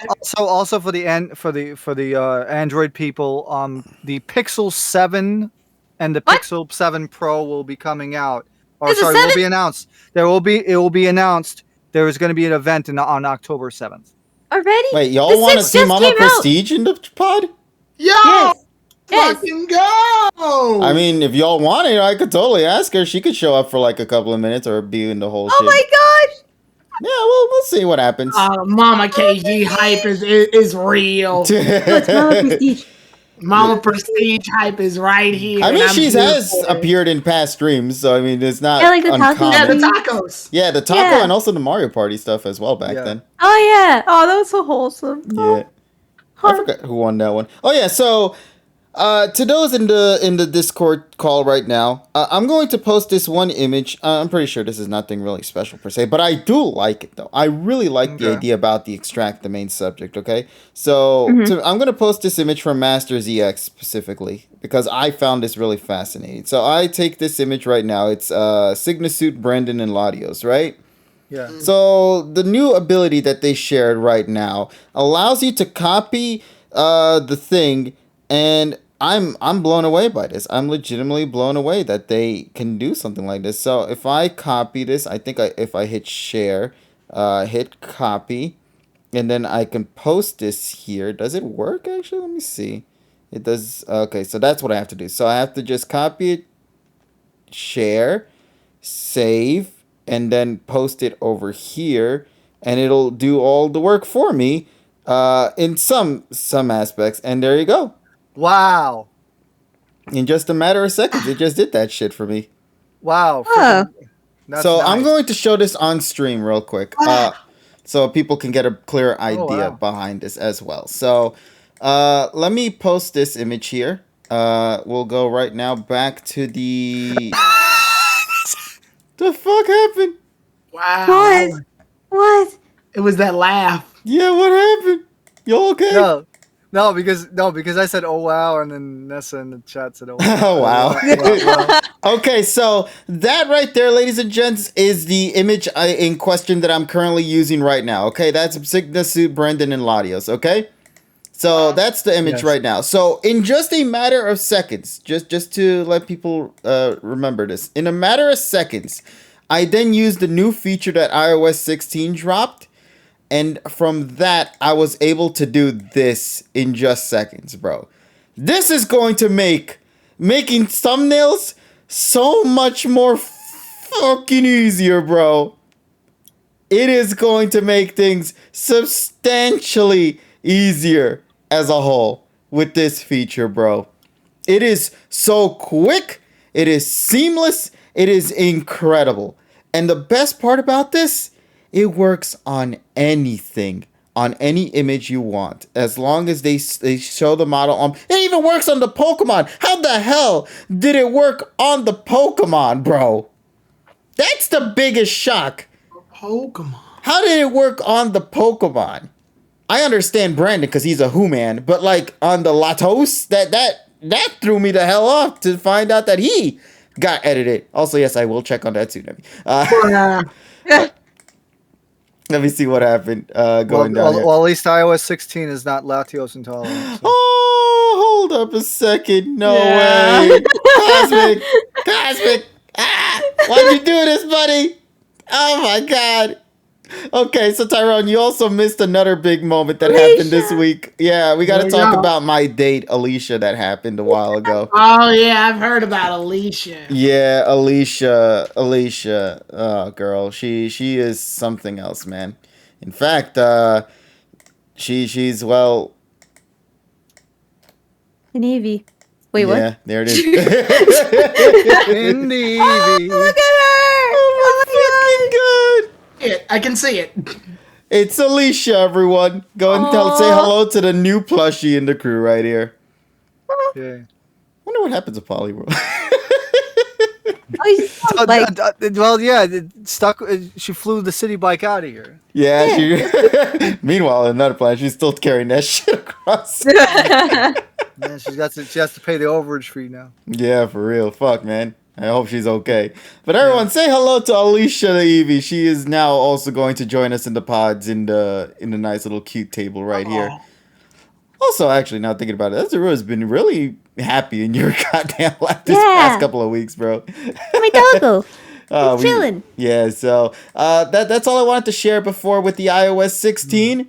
Thank you once again to Cosmic Vengeance _. Always got to remember the underscore chat. It's very important. And also, make sure, and shout out to Cosmic as well, on her streams too. Make sure to go and check out her streams as well, because she is doing a very important and lovely thing currently where she is streaming for charity. So make sure to go and check that out if you wish to go and support said charity and help donate and fund for that. Please visit her Twitch channel, check out the streams, and have a wonderful time. She is a wonderful content creator, and she has been with us in the various pods before. So Yes. yeah, we can all vouch, I believe. Yes. Yeah. So once again, thank you.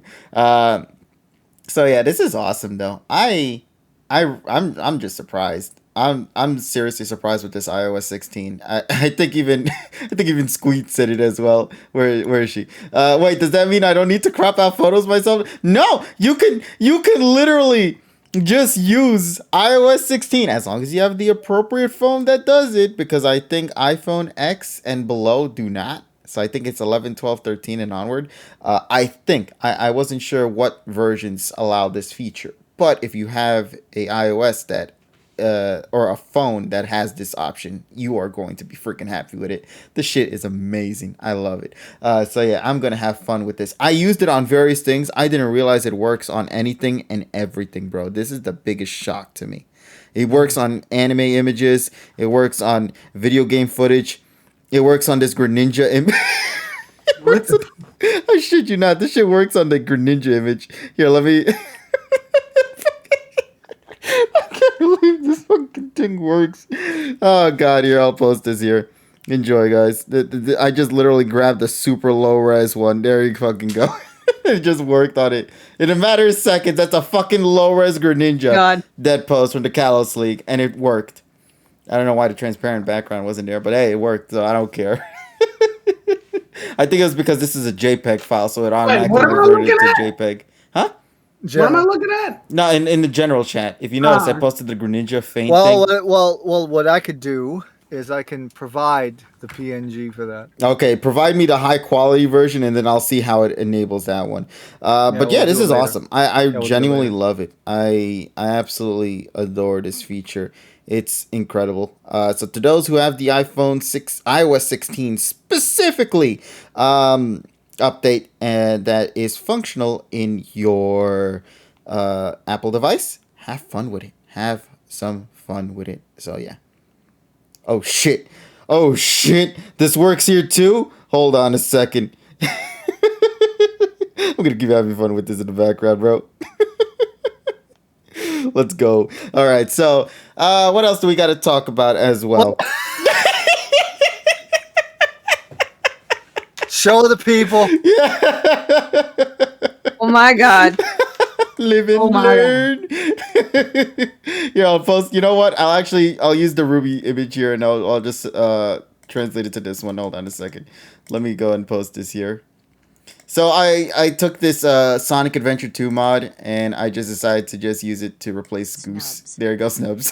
Nubs. Tyrone, you got Snubs.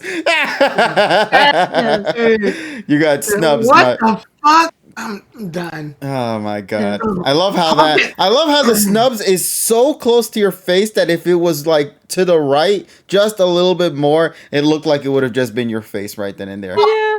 Honk and learn. Like that right there. Honking on the gonna- edge of tomorrow. Honk and learn. Then he would turn into the dog faced gremlin, yeah. Jesus. The goose is still your item. The goose may steal your item. You may never find your items. Honk, honk, honk.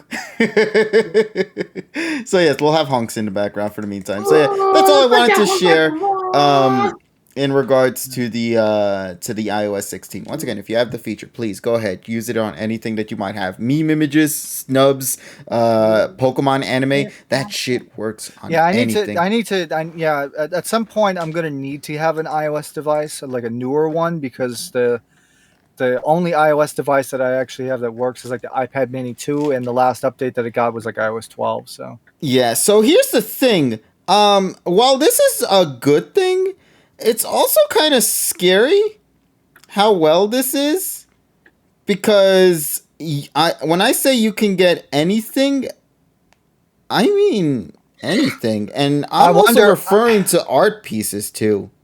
Yeah, and also I wonder how we'll deal with like watermarks. That's no. The watermarks, like if they're attached to the image itself, the watermark will stay there because they're not Okay. like removing the watermark image, but They're they're just removing removing the the subject. outlines, the background basically. Yeah, the subject. Yeah, they're removing the Yes, subject from the so image. that's the thing in question. For example, here, let me copy this. Here, actually, this will be a perfect example. I'm gonna save this image here, and I'm gonna post this in the Discord general. Okay. Okay, sure. And I want you to see that actually, yeah, here we go. And you'll notice that the Shutterstock image is still there. Now, why the woman is holding a gun at a fish is beyond A me, fish? but it's the matter still stands. Well, yeah. So at least it doesn't remove watermark. Well, No, it does not. That would yeah, because if it removed watermarks, then that would be You copyright splished infringement. your last splash, bitch. Splash. I just love how well this works, man. This is That's kind pretty of cool. scary. It genuinely is kind of scary, but awesome at the same time. Okay. And like I said, it works on almost anything, bro. It is amazing. I'm using an Yeah, anime maybe- image right now. Here, let me. It doesn't work 100%, but the fact that it also kind of like Maybe. does Maybe I anime should- images pretty well. Here, let me post this one right now of the. Yeah, I might. I might. Maybe. If I you might get me a like clean refurb, shot like- of Satoshi, like a full body shot of Satoshi, or at least just like the headshot of him, I want to see how well it does for that. But for the most part, like I stated before, this thing's incredible. Hold on, I'm gonna go to the episode and I'm gonna get one for you. Okay, so as we wait for that in the background, let's continue on our discussion. Why don't we? Yes. So here, actually, I posted this in general. Once again, look how well it kind of did for this one. As you can Let me see, see. it almost did very well. Cleared out like 90% of that background, with a little 10% of it being near Milo's hair there. Well, and also goes. Yeah, a little bit ago. Oh yeah, right there we go. But the point is, like, Oh. that took out 90% of the work that you would have done. You know what I mean? So yeah, you just got to refine it yourself at this point. That feature could have helped me with that one project I did for Pokemon LOL. Probably could have. But like I said, it is kind of scary. It is kind of scary how well this is. My question is, what format does it save this in? Does it save like HEIF or something? Something that's like PNG lossless? files. Oh, It saves Damn. as PNGs. Yes. So lost. Mm-hmm. Okay. Not bad, no? Oh, and also the most important feature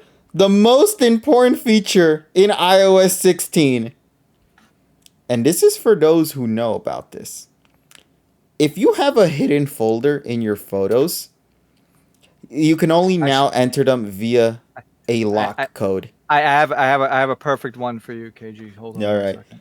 So yeah, if you have a hidden folder and you want that shit to remain hidden, because in the original iOS 15 and below, you could just hit the hidden button and it would just show all your hidden content. Now it's locked and you have to put a passcode to get into your hidden files in the Okay. photo segment. So if you have hidden shit, use that, folks, because nobody will now be able to access it unless they know the code.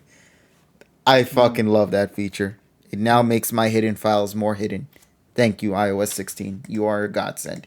All right, I think that's enough rambles on the iOS 16. I will do that one that you're going to share me later, though, TSS, when you post it here. But yeah, so everyone can hide their beep. Amogus. So it's really cool. I tried it on almost a lot on friends, on family, on PNGs, on animes, and all that stuff. It worked pretty well. So yeah. Let's move on into D23. Why don't we? How many of you guys here in the call were into D23? Bingo. I'm at Yeah. No, yeah. Yeah, I saw something. Okay, so allow me to give you guys a brief recap about D23. It happened. Yeah. That's it. It did. That's it. Yeah. I have Now- some things and that's it. Okay, there is one good thing, though. There is one good thing about it. Tim Allen has been confirmed to return as the Santa Claus in the Santa Clauses. That's going to Oh be yeah, that happening. comes out on my birthday. Yeah. Yeah, so we're gonna be having that. They even had a Kringle and trailer ready for it. to Kringle and ready to jingle. Let's go. Yeah, Yo, oh, but yeah. Darth- That means we're back. gonna watch the movies, right? Yeah, we're watching this shit on Disney Plus, bro. So yeah, they announced a lot of things because this is their 100th year of Disney, if I'm correct, Disney 100, whatever it's called. So they had a lot of announcements from 1923, yeah. the Marvels, for I guess I should say for Marvel related stuff like the information on the new director for the Marvel Studios Fantastic Four. We got to look at Armor Wars, A Secret Invasion, The Werewolf by Night, which looks to be all practical, which is a nice little thing right there. They did for Wakanda Forever. They showed off more Star Wars. Willow. Oh yeah, by the way, the very controversial Little Mermaid as well. Inside Out got a sequel, which is interesting. What? That means they're going to have another. They're going to have another outside edition. Okay, cool.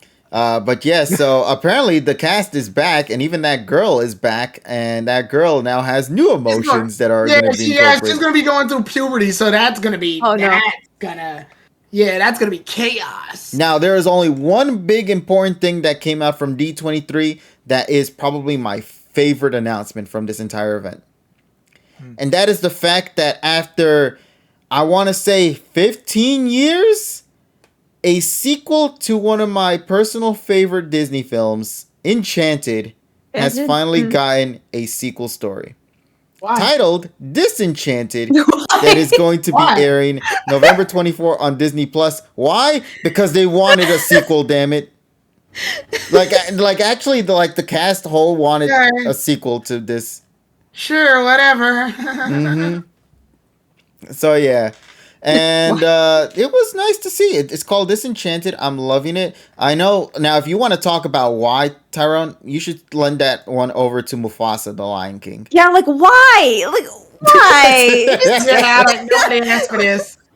I just don't understand. Like, this is like that Buzz Lightyear thing where we just are getting movies that we never had. Like, Disney, why are you doing this? Just let it die. Just let it be in the past. Just let it be. It's good. I can't wait till we get fucking Disney and Pixar's that one cockroach that hung out with Wally. Like, what the fuck? Why? Who? What? Now, if we're talking about things that should have stayed in the past, you know what should have stayed in the past? Pinocchio. We don't talk about that. Which, by the way, did have a good cast. Let's be clear. That was a start list cast right there. You know, getting Tom Hanks and all. But, yeah, if you guys saw that movie, you know full damn well what that movie's about and the things it changed. And honestly, I'm still preferring the other Pinocchio we got earlier this year, who was like, "Father, when do I get out of my home so I be on my own and shit and what the fuck not." I miss that Pinocchio. But yeah, so that's all I got to say on D23. There were a lot of announcements. Personally, to me, I didn't really care much about them. It was nice. Like I said before, there was one big thing that did get announced, which was that the Snow White is going to be happening, starring Rachel Zegler and Gal Gadot. The Snow White, let's go. Yeah. you know how like Batman had that one series, The Batman. All right. Do your worst. Okay, let's see if it actually saves it. But anyway, as we continue on, I want to hear everybody's impressions on this one. This is a movie that is confirmed to be coming out to theaters, not to Disney Plus, but to theaters. Out of the Sea, wish I could be part of that world. If you guys know that line, you'll know what I'm referring to. Ladies and gentlemen, Disney's The Little Mermaid is coming to theaters. Blackface Little Mermaid, let's get it! Oh, God. So here's the thing, though. From the teaser trailer that we got, Alley dangling berry.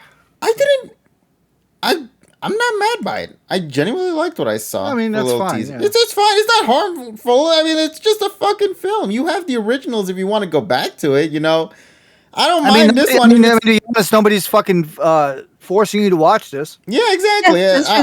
Listen. At the end of the day, we all know for a fact that this isn't for diversity. It's just that Disney's just trying to make money out of this. Let's be clear on that 100%. But with that being said, that doesn't mean I'm going to just ignore it. I at least want to see what it's about. I am.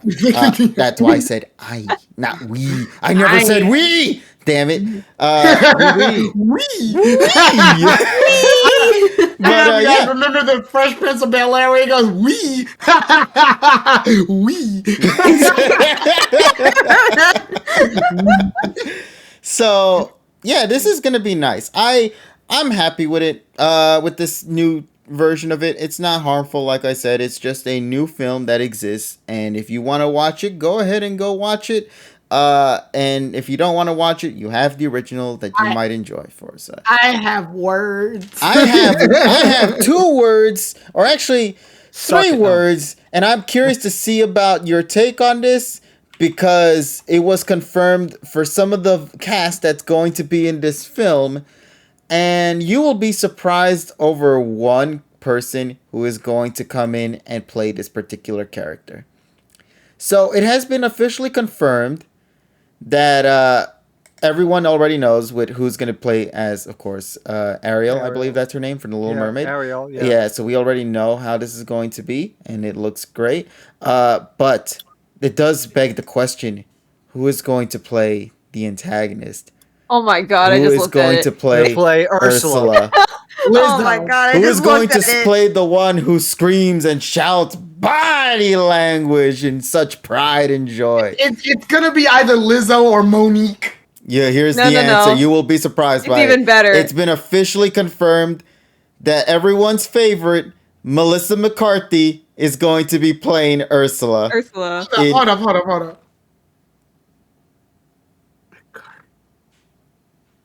What?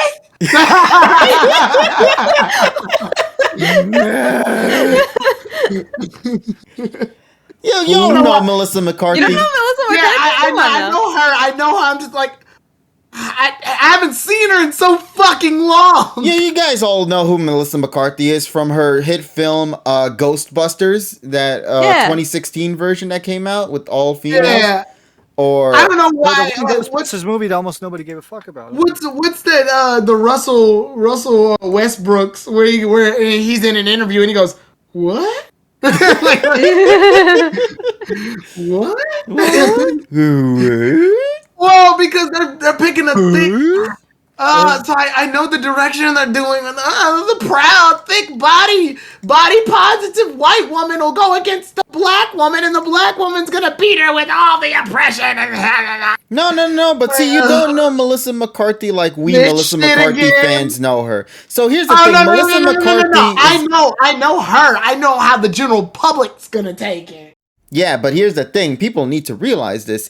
Melissa McCarthy uses her body as a joke in a lot of her films that she's always in. She always uses her fat body to say, "Oh, I've fallen, can't get up." I'm the white red lady. That's the joke for everything I do. So here's the thing, though. I know that she's always done that, right? But I really do want to give credit where credit is due, because there have been, and I kid you not, there have been moments in her career where she plays serious roles, and they legitimately are really good. Like, really, really good. So there was a film that came out not too long ago, or at least like a series that she was partaking in, and it was more of a kind of like drama sort of role, and Melissa McCarthy nailed it. Like, she absolutely killed it with that one. So I hope that they can allow Melissa McCarthy to not play as, like how she normally plays in her films, and rather actually embrace being Ursula. Like, this is an opportunity for her to really shine. Like, this is gonna be her big moment. If she nails this shit, dude, I can see the grandiose moment for Melissa McCarthy, because honestly, I think she absolutely deserves this role. I believe it, in all honesty. I know she's had some very hits or misses, I should say, lately, but like, legitimately, some of the more recent films and productions that she's been partaking in have been really good. So I would like for that Melissa McCarthy to be the one to take up front in Ursula's character, especially when you realize Ursula, she doesn't like say that she's fat or ugly. No, she embraces who she is. She embraces how she is. She literally screams like, "Look at this beautiful me right here," in the film of the original Little Mermaid. So let that be her in this. Wait, doesn't she transform into a skinny woman as a disguise to marry what's his name? Yeah, But I'm curious to see if they will play with that though. But see, that's stereotypes though.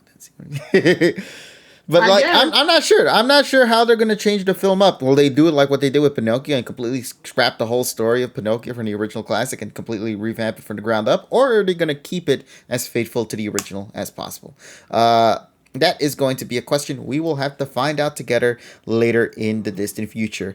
Once The Little Mermaid comes out in May 26th, or probably when we get to see the second trailer that might show her off. I'm really hoping for the best. I really do enjoy Melissa McCarthy's roles in some of the films that she's been in lately.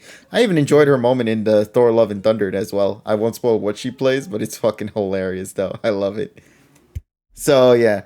That's all I have to say on it. D23, like I stated before, there's not much I have to address and talk about. It is what it is. I just wanted to see if anybody had anything to say. I think you did, Emmy and Tyrone, wanted to share your thoughts. So we'll pass this on to you. All right, Tyrone, please go ahead. I'd like to hear. I have contradictory words. All right, allow me to hear them contradictions while I take care of this thing from TSS. I was gonna say these on Twitter, but Twitter can't handle healthy debate at all. So I was like, nah, I won't use it on Twitter. The trailer came out around the same week as something that I saw on Twitter happen a while ago. There was this channel called Whitewashed Pokemon Characters, right? Well, not channel, but page. You know how Twitter is. And obviously, the title was meant to invoke anger. Like, literally, it's called Whitewashed Pokemon Characters. But in it, they took the new chick that's in Scarlet and Violet. I think her name is Gita. Or Geta. Is it Gita or Geta? Gita. Gita, I think it is. Geta. It's Gita. Anyway, Gita job. Anyway, they put Gita and Iris there. And what they did was they made them white. They did a simple, slight little like change to their skin color to make them white or appear white in those images. And everybody hated it. Fucking hated it. Just like, boo, fuck you, report the account or whatever. Perfect. And then afterwards, what happened? The account got reported and got suspended, right? Got suspended. Okay. But then literally right after that, the same day, we got the Little Mermaid trailer, right? And everybody's like, oh, good, I can't wait for it. Black Little Mermaid. And it got me to thinking, what exactly is acceptable when it comes to race changes on fucking fictional characters? Like, what is acceptable? Because obviously Gita and Iris, they're going to remain the official color that they are, as long as Ken Sugimori is drawing it and as long as Pokemon is on top of it. This simple palette swap that this person did doesn't change anything. It's just, oh, this is what they look like if they're white. That's what my brain went to. And everybody hated that. But to change Ariel from white to black, that's okay. That's good. But the other way around is not. I'm genuinely confused. I'm not taking a side here. I don't give a shit about the Little Mermaid for real. I'm just thinking in my head, what is acceptable when it comes to changing the race or color of a simple fictional character? I would get this if you're changing, like, let's say they made a movie based off of history, right? Where they made like a movie off of George Washington Carver, right? But they made him white. That'd be weird. That's rewriting history. And I'm just like, uh-oh, don't do that. But those are real people. These are fictional characters. And this person had like 7 followers on their Twitter when they did this. So I didn't think it'd catch any headway. But it's very clear they did this in order to like invoke anger. But I'm thinking in my head, this invoked so much anger. But when you do it the other way around, it somehow doesn't. You can make the white characters black and everything's fine. But when you make the black characters white, suddenly there's anger invoked. And this wasn't even a serious thing. In my head, I just was wondering. And I couldn't write that on Twitter because I knew if I did, everybody was going to lose their fucking shit over it and be like fucking bitches about it. So there was no other way I could like wrap my brain around this controversy other than, I mean, well, what's acceptable? This or this? Make up your mind, people. What exactly is good or what's bad? Is it because Disney's doing it? I mean, Is it because, like, I don't know, why does whitewashing it's like evil, whereas turning a character into a black character, because this isn't even the first time this has happened. If you're familiar with Cinderella, they did a straight to TV. Was it a straight to TV and DVD movie? They did the Cinderella movie, and in that one, they changed Cinderella from white to black, and women and women specifically, African American women were like, "Fuck yeah!" Now we have a Cinderella that looks like us. So scenario: we go to con, right? And there's a white girl who likes, I don't know, Yoruichi from Bleach or whatever. And Yoruichi's black, right? And they're like, I want to dress up like Yoruichi. Does that little girl have the right to if she's white? Will she be targeted? Or what if somebody likes Leon from Pokemon and they're like, oh, I want to cosplay as Leon, but they're white. Can they? Or will they get fucking ostracized for cosplaying as white? And then that would be a child. Like, where's the line is what I'm asking. Where is the line? What is acceptable and what isn't? It all depends on the social normals. It all depends on what makes me happy. But if you were to make adjustments based on the social normals, you would be adjusting forever. Like, there would be no save point. Yeah. Welcome to the world today, unfortunately, because you have I mean, it just feels very unfair. That's what I'm saying too. It's like that's extremely unfair. It is unfair, but it is unfair, but that's how the world works, and we just I'm not saying to accept it. We just simply have to realize that unfortunately certain things are beyond our understanding, and we just have to not understand it, just simply acknowledge it. Got it. So white people, you can't cosplay as people with color. You don't have rights on that anymore for some reason. Depending on what side of history we're at. I mean, if a little girl likes like Nessa from Pokemon, not Nessa. Hi Nessa. I mean Nessa from Pokemon. If she likes Nessa from Pokemon, the gym leader. She can never cosplay as her. And I think that's a level of fucked up. Here's the thing, though. You speak about Nessa. Did you not remember the Nessa controversy that happened a while back? Exactly. That's why I use the example. Because it wasn't even like the worst part is the person wasn't even trying to do anything racist with the original intent, because the artist has like the light color tones going for all the designs, correct? Right.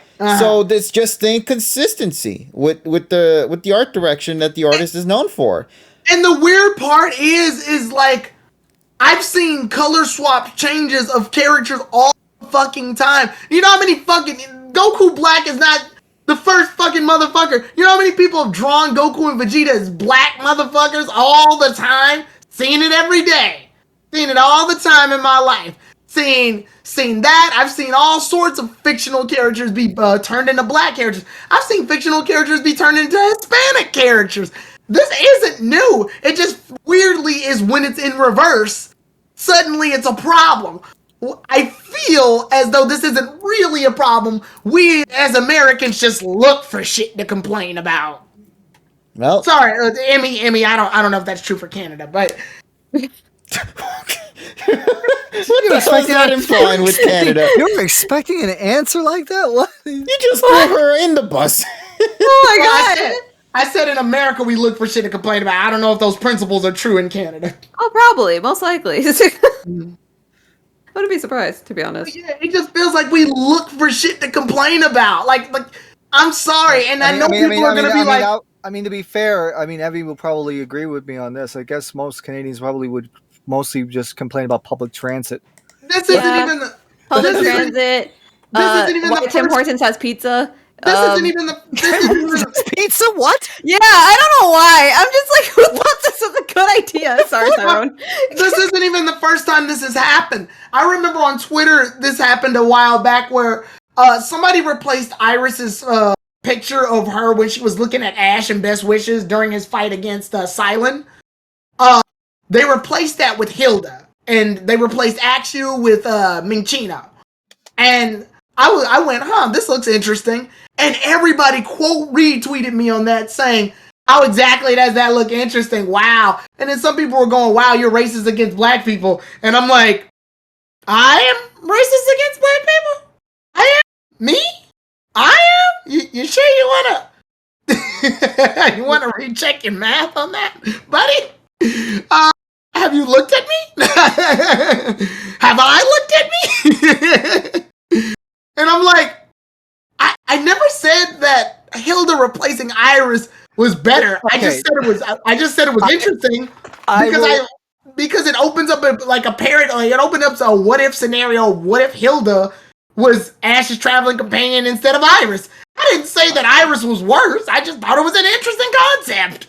And the other thing is, again, the biggest problem about online social media is that people do not know how to read text and emote themselves properly using text, and therefore people misinterpret things all the time. The other problem is they always have like this kind of like snap judgment where it's like their responses are fueled in rage and entitlement and anger as opposed to thought out, because there is these people don't know like what etiquette is. It's like, they even say this, like they have like public service announcements and shit. It's like, the things that you post, are you sure you want to post that?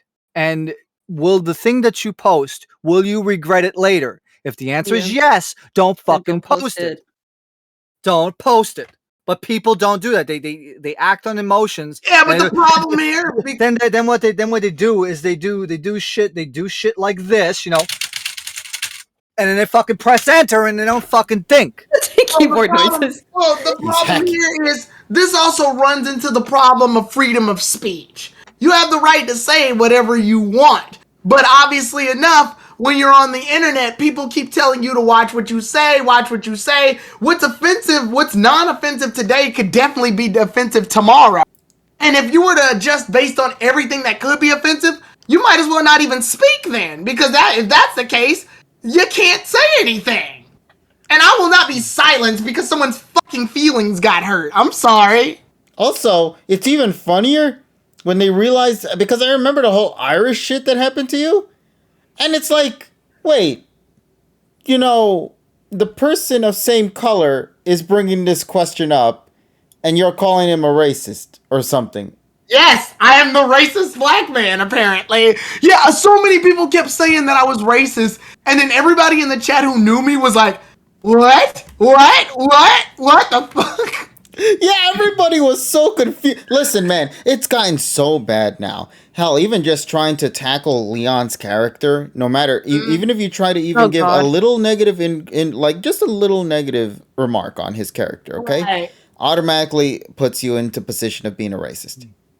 Because you don't like a dark colored champion or something like that. Also, Emmy, that Tim Hortons thing, it looks like a pizza shit. I know.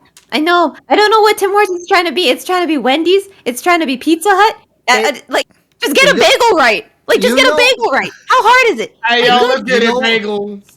You know what this looks like? This looks like fucking pizza that they would serve at a fucking Airplanes? random airport. Yeah, that's airplane pizza. Yeah. Like what the fuck? I don't understand. I've given up. Yeah, I know. It's like, this is So like. I make my own worst. things. Yeah. It's fucking bad. It probably tastes like shit too, because they probably use fucking cheap cheese, because I see that's fucking yellow instead of fucking white. Wow. It looks worse than some dollar pizza. Damn, what craft cheese up the ass, bro? Jesus fucking Christ. The oil shit. Yeah. But yeah, let's get out of this conversation. Overall though, the biggest problem today is that people should just stay in their own lane, just let people talk to themselves, and also they take anything posting. You post on a public forum and you think that they're personally attacking a person, and they're not. Exactly. They're not. Thank God I'm no longer on Twitter, so I'm happy with that. Yeah. Mm-hmm. Yeah, welcome. Yeah, thank you, Emmy. It's nice problem. to be in the club. So yeah, ladies and gents, it's tiring, but it's the usual shtick. It's always going to be the same cycle, no matter how many times we debate, we question it, and it makes me sad to say that, but that's just the reality we find ourselves in. Whether we agree or disagree, that all boils down to you, but at the end of the day, we'll always find ourselves in the same place at the same time, asking ourselves the same question: why? Yeah. And it'll never change. And Yeah, that's always gonna be. and the other thing is, the people that I keep saying it. It's like, imagine that anger. They could turn that into doing something productive than just retweeting somebody for a completely different for a completely off reason that wasn't even the point of the post. Yeah. It's like that whole waffle and pancake tweet I remember seeing, where it's like, that shit. I like pancakes, so you don't like Oh, waffles. so you hate waffles? Like, what the fuck? That's bro? not even the same sentence. Yeah, like, well, you just reworded my sentence to try to favor it on your side. So yeah. Also, best luck to Polly, by the way. Yeah. Everyone say good luck, Polly. Yeah, everyone say Daijobu. Daijobu. Polly rule, or whatever you want to fucking say. So yeah. Let's see. What else we got? Wow. Wow. All right. By the way, Tissus, what's your take on that whole edit I just did right there? Really good. That was really nice. Yeah, that shit took 2 seconds, bro. That would take me like 20 minutes in fucking GIMP. Yeah. Dude, if I could do this shit frame by frame, though, holy fuck. Do you know how much time that'll save? Yeah, that means you could animate things. Oh my god. Am I going to return? Yes. Yes, you are. Yeah, hold up. But no, not now, though. But I'll definitely do that later. So, yeah, what's going on with Polly? She is living her life, bro. What the Polly doing? What the world doing? What the world doing? Oh, man. I swear to God. Larry just mentioned this. Anime is about to make Gita Leon 2.0. You shut up, buddy. I don't ever say those words to me, bro. No, Larry, I'm sorry, my guy, but no. Even though I know for a fact you are probably 100% right, I am going to be in so much physical pain and emotional pain if that shit happens again and the cycle continues. Damn it. But whatever. So we have 2 things left to discuss. So let's quickly wrap things up then, why don't we, before we get into our talks for tonight. Yeah. Number 1, the Scarlet and Violet trailer had oh Jesus Christ! It's a sticker party, ladies and gentlemen. Holy shit! Everyone spam the stickers because Get that shit off my screen. Holy shit! We got stickers everywhere. Scrape it off my screen. Oh my god! Look, there's snubs everywhere. Holy damn! Where did this come from? It's not even showing up on my screen. That somebody Ruby. Jesus Christ! Look at all this. Hey, thank you everyone. We made it. Yeah, we made it to the 2-hour mark. Round of applause, everybody, for happening. Yeah, let's go. There's the super. Oh my god, it's Holy shit. This shit's gonna be a bitch to clean off. Oh god, Tyrone, good luck, buddy. Welcome back. All right. You're Gotta call the janitor. Clean up an aisle. Swish's future self. Yes. Stay hydrated. Oh yeah. Emmy, what do you always say? You know. Drop a Drayden. Oh yeah, drink water. Yeah. Okay, clean up an aisle everywhere. Okay, thank you for saying that because I need Why does the. the I dog needed look like he's about to die? Oh my god, look at that stream party. Y'all are awesome for that. Thank y'all, each and every single one of y'all, for making the stream party happen. You guys are absolutely incredible. Specifically, Navy was the one who slapped that. It's a Dene sticker. And Tyrone, I don't know if you got a chance to hear the audio for that one, but it's always hilarious to me because of the fact that it's the rap that you did. Yeah. Oh my goodness. Yeah, it's like with your mascot, look at my mascot, it's the Dene or something like that. Check my mascot. It's the Danny. Yeah. Is it Cosmic doing? It's Cosmic and Joker's doing. Yeah. This sounds like a Cosmic thing. Hey, listen, listen. She told me apparently that she played your song in a bus ride back home or something like that. Why? Why is she so dedicated? And the whole audience in the bus heard it or something like that. Your rap is amazing. It's fantastic. Check my mascot. It's the Danny. See, look at that, Tyrone. You hitting bars from years ago, bro. Yeah. Masterpiece. I'm like Ivysaur. That's all I got. That's all I got. Tyrone, I have the whole rap on my soundboard. Of course you would, Joker. But this is just their way of saying welcome back, buddy. Yeah, welcome back. Mm-hmm. See you, Donnie. Now go away. All right, Just kidding. yeah, go relax, Donnie, because now we're about to get into some chaos in just about a minute. So, boy. two things, once again, to wrap up. Number one, let's clear this out of the way. The new Scarlet and Violet trailer had dropped, and overall, it exists. All right, discussion over. Now, let's Nice. actually get to the actual discussion in hand, being the latest episode of PM 2019. And you might be questioning yourself, why we brushed off that Scarlet and Violet shit?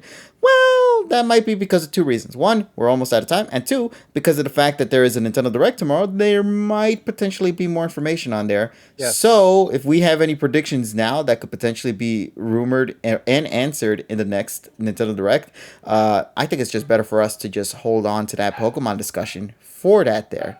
Probably won't be there, but hey, never know. Well, No one plus knows. it- But I and guess plus if we it want to will take a quick transition. second to talk about it, not the trailer, the Switch OLED looks dope though. I'll give Yes. you credit, dude. That shit looks dope. So I might get my hands on that. So yeah, good thing I didn't buy the Switch OLED last year and I bought the Xbox Series S instead. Slightly off topic, but I ran into a fucking Cuphead animation that's probably old. They kept Mugman and Cupman kept shooting at the fucking plant, the plant, and they kept missing. And then Cuphead comes up and slaps a leaf, and then he falls, and it goes knockout.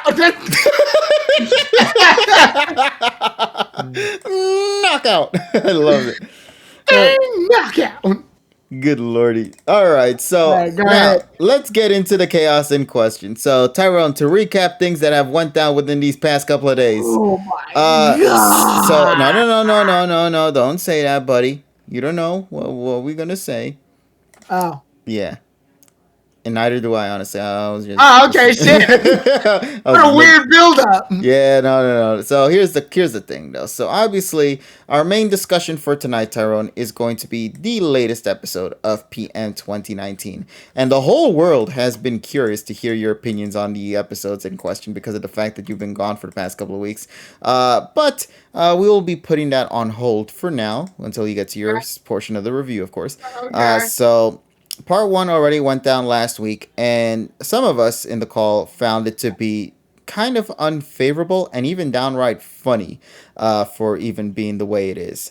So, with that being said, how does things shape up for this week's episode of PM 2019? Did fans see what they wanted and actually get a better follow-up than the first episode of the fight? Or are things still kind of sloppy and therefore still has around the same rating, or could it potentially have been a worse outcome? Let's get right into it for tonight's episode, ladies and gentlemen, of PM 2019, episode number 120. I think it's 123, if I'm correct. Yeah, 123. We are in 123. Yeah, the semifinals to Dazzle. So before we get into the discussions, There's 124 on here. Yeah, it's 124. is it 124? It's 124. 124. I swore. No, wait. Dazzle. Last week was Right. 1, 2, Dazzle was last the week was 1, first. 2, 3. Yeah, right. The final. I'm Yeah. sorry. I read the first one wrong. I have these numbers all disorganized here. Okay, so you are correct. So it's actually episode 3 of the semifinals, Valor, which is episode 124. So there you go. Thank you, chat, and thank you to those in the call. Let me read the summary real quick to let you guys know what is going down with this episode, and then we'll get into our review for tonight. Ash's battle against Cynthia rages on, with having lost 3 of his Pokemon already, making Ash having to face an uphill battle. However, with Cynthia's strategies pushing him more and more up against the wall, Ash decides to unleash a strategy for a big breakthrough. Will Ash manage to get through and change the tide of battle? Well, let's begin our discussion for tonight. And I will go and start things off with my review, pass it on then to Emmy, then to whoever wishes to go next, I guess Tyrone, and then TSS, or TSS and Tyrone. We'll get to that when we get to that. I can never figure out with the two of you sometimes. So yeah. So let's get into this one. So my opinion on this episode. Let's begin with that question I said at the very beginning. Did this episode do better than what the first episode did, in my perspective? And to me personally, I was definitely more hyped with this episode and found it to be a much more enjoyable episode than the first act. And that is only because of the fact that it felt like there was some genuine crunch and hits happening on the screen. My biggest complaint I had with the first episode of the fight was that I hated how some of the animation didn't seem impactful. Like, for example, when Pikachu got hit with the air slash, he just started spinning around in midair, but it didn't look like as if the attacks were hitting Pikachu. It just looks like he was just flying in the air until you then find out that the announcer mentions, oh, he got flinched by that. And I'm like, wait, what? And therefore, Pikachu got hit because of it.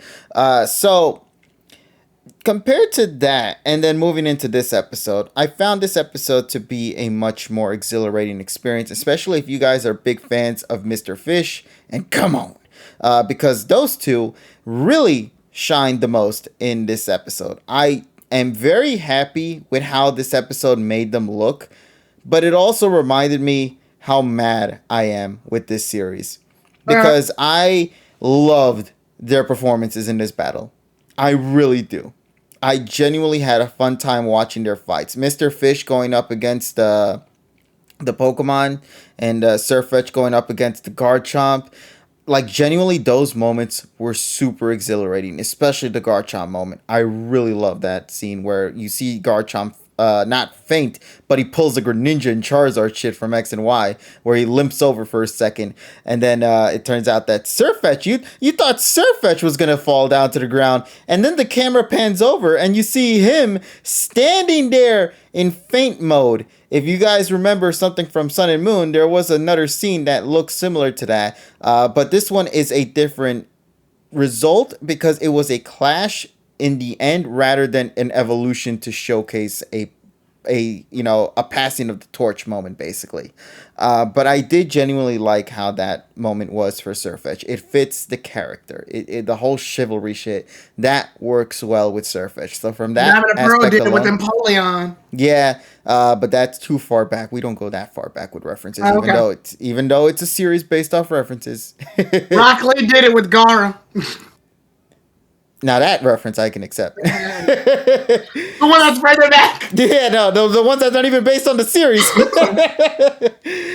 So yeah, there are nice key moments. If you guys know your Pokemon lore, you guys know what I'm referring to. But yeah, overall, I found this to be a much more enjoyable experience than the first episode. I still find my issues with it.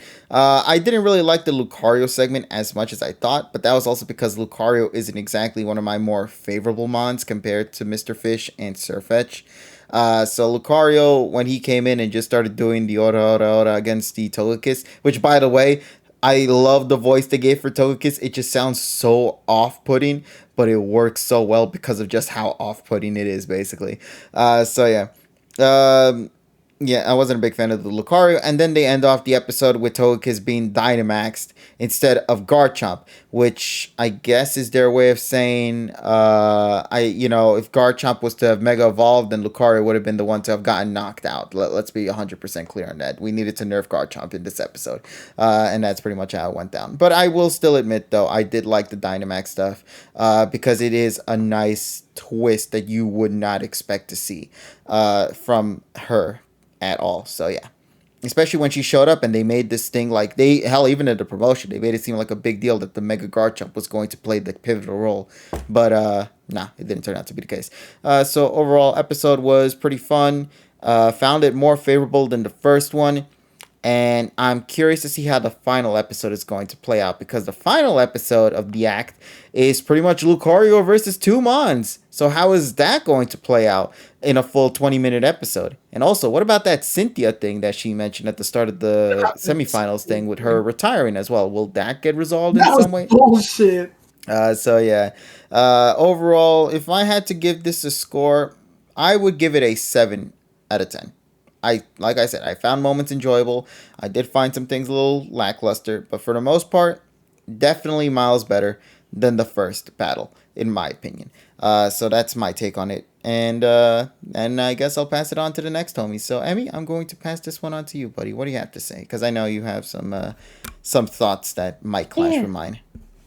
Yeah, well, I mean, actually, no, I pretty, at least, like, for what I saw, like, there's very little things that I didn't like from this episode. I still think the Cynthia battle is actually the strongest, like, fight that we've seen so far in this competition. I think this episode was much better than the last one. I will give it that. The pacing was actually decent. I'll give it that. Pikachu's alive, so that's a plus. Team Rocket, seeing them like cheer for Ash was just really, really wholesome. Like in terms of stuff that I didn't like, I'll just go through that quickly. Morpeko munching on these dumbass chocolate bars for like multiple scenes. I'm just like, why? Why was it? Why was it necessary? I don't like Morpeko. I don't need to see this. Okay, thank you. Other stuff like, okay, the animation's still lacking.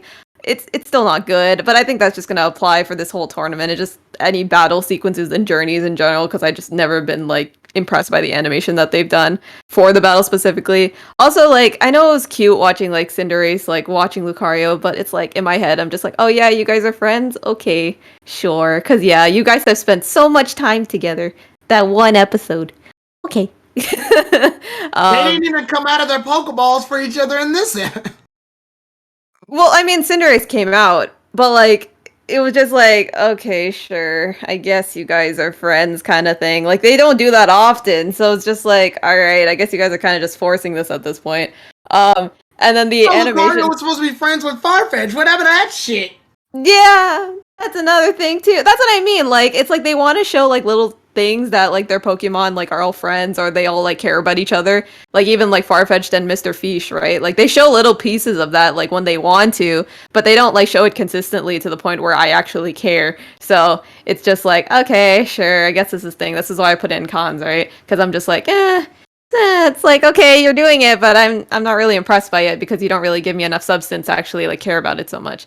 But and like even like for animation wise, going back to that as well, like Lucario punching Togekiss and you see his noodle arms. I'm still laughing at that. Nagatoro arms going on in action. Yeah. I still laugh at that image Joker made with like it was like Matt from like like Wii Sports, just like the arms. Yes.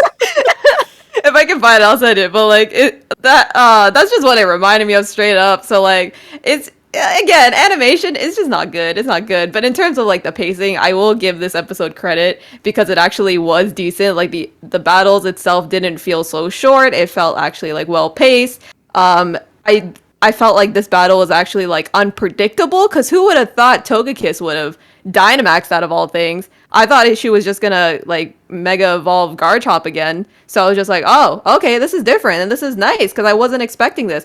I would not expect Come On out of all people to be the true MVP of this battle. Like I know Lucario is gonna be the one who gets to shine, but honestly, I would say Come On gets it 100%. Sirfetch'd did amazing. Threw his shield like a frisbee to like get rid of the stealth rock. Like that felt like such like an Ash strategy, which I was really happy with because I feel like I haven't seen that in a while and it just felt so genuine and it just felt like Ash again and I was just really happy by that. And then even like little things too, like with like Milotic and like Come On Again, like with the music for that was so cool. I really like that. I think that was my favorite battle. But then even when like Sirfetch'd got taken out as well, like it just stood there and it died. And I was like, damn.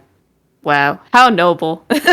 So like even that was really, really cool as well. I just think like overall like this battle was just like, again, very well paced. It was very unpredictable, which is just something I really wanted for this entire competition, just to be unpredictable. Please, like, just write it well. And I think they did that for this specific episode. I don't know how next week will be. Or this week, sorry. Just because, well, I mean, now we have Togekiss left and we also have Garchomp left, and then it's going to be versus both Lucario because, well, all of Ash's Pokemon are down. So this will be interesting and how like the pacing will be for that. Overall, I don't have really much else to say. Mr. Fish was cool. I was happy by Mr. Fish. I'm glad it didn't get disrespected like it's been getting in this entire competition so far. So that was really nice to see. And even like seeing like Go and Hop like explaining things like on the side felt like nice again, like just to see that little thing again. And even like Diantha and Leon in the background just like talking, I felt like helped with like the transitions a lot and helped with the pacing. So I just felt like this episode was like nicely put together. Didn't feel too fast, didn't feel too short. And also it just I'm impressed. Good job, Journeys. You did something good. And maybe my soul will come now, I think. So yeah, it like again, it's not the best thing in the world, but it's better than what we've gotten so far. So I have to give credit where credit is due. Yeah, Size and Dragonite. I know, champ. I know. We're not going to talk about that. But for this episode, I think I would give it a 7 out of 10. Yeah. It was okay, except for Marpeco. Dumbass I chocolate can bars. tell you guys got soft since I've been away. No, Tyrone, I lost my soul last week. Alright? I still Oh don't yeah, have she it. went on a rant for the Pikachu thing. I channeled Tyrone last week, okay? And probably the week before that, and the week before that, see, because I didn't like Tyrone, any you of these weren't here. episodes. Look, she said dumbass, and you didn't even phased by it, bro. Interesting. I gave the last week, I think I gave last week like a 4. I think I gave it the lowest out of everyone's. I think last week I gave it a 4. The week before that I gave it like, I think I was giving like 2s and 3s, alright? That's just, like, no. Emmy did not become soft. If anything, I don't have a soul anymore. I don't have a heart. Yeah, she lost her soul thanks to the events of last week's. You let this bullshit pass, but alright. Go ahead. What? This episode wasn't that bad. At It least wasn't that bad though. Now I'm Well, curious to hear your thought on it. But however, though, like I stated before, I Yeah. don't know much on who's going next, though, between you or TSS. So if you guys want to play rock, paper, scissors to paper, figure that scissors. out. Yeah. TSS, do you want me to go next? I don't hear TSS. Yes, because that'll make some eat. Oh, okay. All right. Oh man, this food looks delicious. So first of all, I'm gonna briefly go over the other episodes since you guys already did them. The first episode of the sweet one, that episode was trash. I don't even know how the fuck we allowed that shit to air. That episode was dumb as fuck. There's no conflict at all. It's just like, yo, Cynthia's like, my Garchomp hatched from an egg that one time, and I was thinking, oh, we were gonna get like a cool, like little like episode where we flash back and we get her like, you know, interacting with the egg, and like things will pass, and it'd be like a little episode. It'd basically be like an episode, but it'd be like a flashback episode. It'd be like, oh, like we get like a nice Cynthia. No, it's a couple of slideshow JPEGs of Cynthia holding an egg, and then we get an animated of Gibble hatching. I'm like, whoa! Also, Boo! Tyrone, remember, Cynthia's VA said that she recorded a line that made her cry from that episode. Or emotional. What was I the mean, line? Did not disrespect to the VAs as well, but I feel like they didn't portray the voicing of What was the line? Mm-hmm. That was the line? That, like, I guess it was. Oh my god. It was lame. I'm sorry. It just shows like some slideshow shots of Cynthia holding the egg while she's a little girl. Fucker, we got those on Twitter. Like, you didn't reinvent the wheel or anything. All you did was just show her holding the egg. Then holding the egg in another spot. Then holding the egg in another spot. Then we got the animated version of the egg hatching. And it's like, oh, it's a Gibble. And then she's like, you never know what's going to come out of an egg. And meanwhile, I'm looking at competitive Pokemon breeding going, you sure won't. I'm just like, this is so fucking stupid. And then meanwhile, Ash goes, yeah, Riolu hatched from an egg too. Okay, nobody asked you, idiot. I don't know why this is important. And then Cynthia's like, I saw that egg. Guess it was looking for you. And I'm like, no, it wasn't. It's even funnier because I remember back then there were like predictions saying that the reason why she acts that way is because apparently she was the one who left that egg in that center. Yeah, and it was supposed to be like she knows Satoshi's going to find this egg, and he's going to hatch this egg. That's stupid. That's fucking stupid. And then literally like the whole time I'm thinking, oh, are we gonna see how Cynthia found the egg, or are we gonna see? No, cuts to her already having it in her hands, just holding it. And then the characters of the day show up, and at that point, there's no conflict. They're just like, cool, your Pokemon are fun. Alright, bye. Oh, we lost my sister. Where's she at? Over here. Okay. What's she doing? Looking at a floor just evolving an Eldegoss. Oh shoot, the battle. Cuts back to the battle. Diantha got her shit rocked in. What the fuck? Why? Why did they do this? What were they doing this for jokes? Was this our idea of a joke? And to top it all off, Leon goes, man, You sure had me sweat? No, the fuck she didn't! You swept her ass! And also that Rillaboom, can we talk about it? That Rillaboom basically needs to do the exact same energy when it fights Ash. I want to see this thing die to a Pikachu Quick Attack. Because that's what's going to happen. It's going to die to a fucking Pikachu Quick Attack. I swear to God it's going to die to a Pikachu Quick Attack. I can already feel it. Bro, we said in the reaction that all believability has disappeared from Leon versus Ash at this point. Well, not all of us, but some of us here had said that, because if I don't see Leon's Rillaboom sweep Ash's team, and Leon actually gets held back a bit by Ash's Pokemon, then the believability is gone, because y'all made Leon too powerful to this point that he just seems untouchable. They made all these champions weak as fuck for this one. Yeah, every time they have to fight Ash, they suddenly turn into fucking idiots. Like, oh my god. Oh my fucking god. I mean, with Cynthia though, I feel like with her, that's the only case where it's not like that. I feel like she's the only... No. I feel it's exactly the case where it's like that. And especially based off the last episode. I know you didn't like the last episode. No, I didn't like the last episode. I like this episode. Last episode was bad. No. I just said that. I said, I know you didn't like the last episode. Oh, okay. The reason I liked it was because Cynthia beats the fuck out of Ash. Holy shit! Honestly, so I think it's one of my aids is because I know competitive battling, and Cynthia did literally everything she was supposed to do. I'm talking switch out, stealth rock, motherfucking destiny bind, air slash with Togekiss on Serene Grace with the flinch, natural cure with the Rose Raid. What? Oh shit! Those are competitive strats she just used. All of that is legit. I get that though. I get that. Like, I understand that. Dream Eater with the hypnosis combo? What are you doing? Yo! She was beating the fuck out of Ash. There was no way that Ash is getting freebies in this episode. Good fucking Gastrodon losing a quick attack and stupid shit. Motherfucking Rose Raid coming out when easily she could have used fucking Milotic and killed Dracovish that way because water Pokemon are resistant to fucking ice. Yeah, Cynthia was giving Pokemon away. This episode was stupid because she was giving Pokemon away. She was basically having Pokemon die for shitty reasons.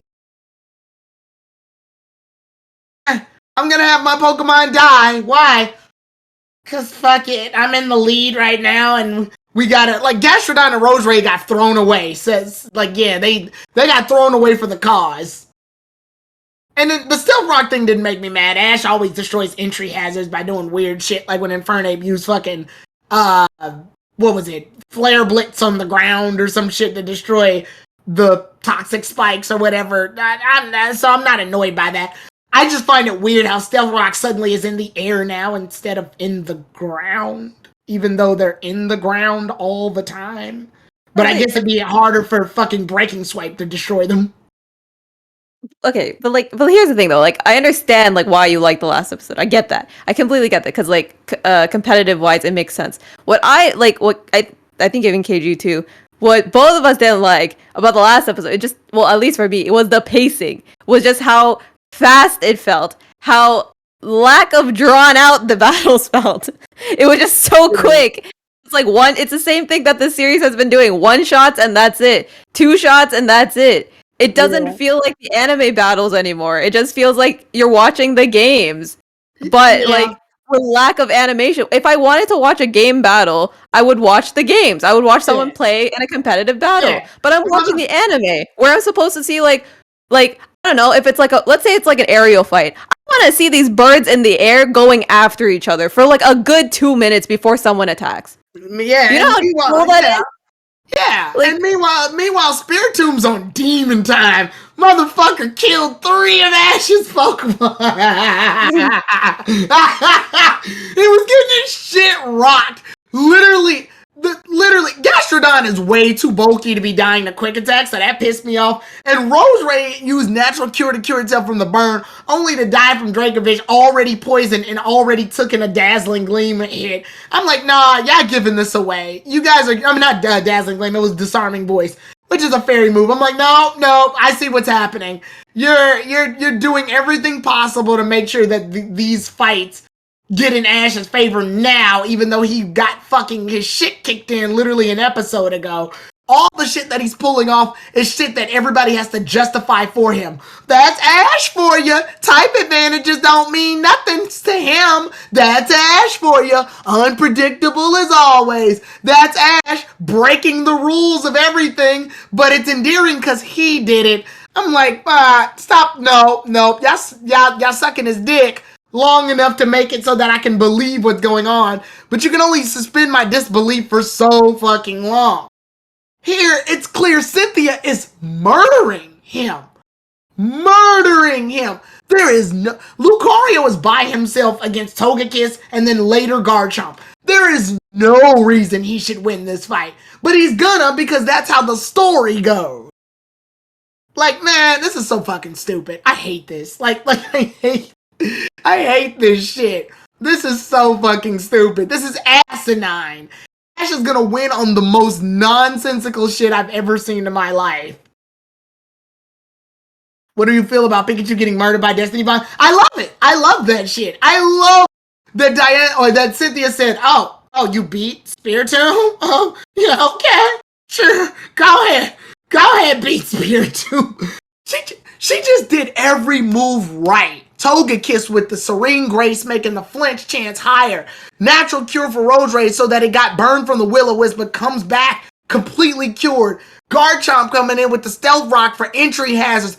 Cynthia is rocking his ass. But what is Ash's strategies? Oh, willpower and counter shield. Really? That's what's doing it? Literally, he wins the reason he's winning right now is because his Pokemon just won't give up. And I'm like, this is stupid. This is fucking stupid. Nah, absolutely not. Just, oh my god. Nah, nope. Cynthia, honestly, Cynthia deserves this win so bad, but they're gonna cheat her out of it. And they're gonna be like, Lucario's bond with Ash is so fucking powerful. And I talked about this briefly on Twitter, but the term where it's like, oh, the bond is strong, so that's why they're strong. That's a vague term. That's like me saying I can beat Goku in a fist fight because my love for scented candles is higher than his. Like, it makes no fucking sense. It's literally just a term that's thrown in the air to go, yes, this character can beat this character because insert reason. Please believe us, because this is the only value this fight's gonna have. It's just like, I always felt like a general rule in anime, at least when it comes to Pokemon and bonds, because bond isn't a fucking stat. Bond, to me, always needs to allow for power-ups, but it can't decide the fight. The reason Pikachu and Ash can do the Z move that they do is because of their bond. But the Z move, it shouldn't be an automatic win button, even though it is. Ash and Greninja are able to do Ash Greninja because of their bond.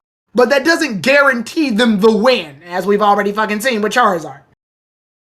Like, Lucario can Mega Evolve because of Ash's, air quotes, bond, but that doesn't guarantee that Lucario's just fucking invincible. That'd be like saying, oh, I can beat everybody with Dedenne because we both love the color orange. It's stupid. Like, how do you even measure bond? I would assume that Cynthia's had Garchomp longer, so by that logic, their bond should be stronger. Now, and then we gotta talk about Togekiss Dynamaxing. At first, I didn't like it, because I was like, this is stupid. But then I also realized, wait a minute, the other thing that's stupid about it is that Garchomp doesn't know any ground-type moves to combat the Steel-type Lucario. So it's very clear that everybody needs to be an idiot long enough to fight Ash so that they do terrible moves. And I'm just like, ugh. But later, the Dynamax Togekiss made me go, huh, you know what, that's kind of funny. Just because no one expected it, and she pulls it out of her sleeve, and I actually find that kind of funny.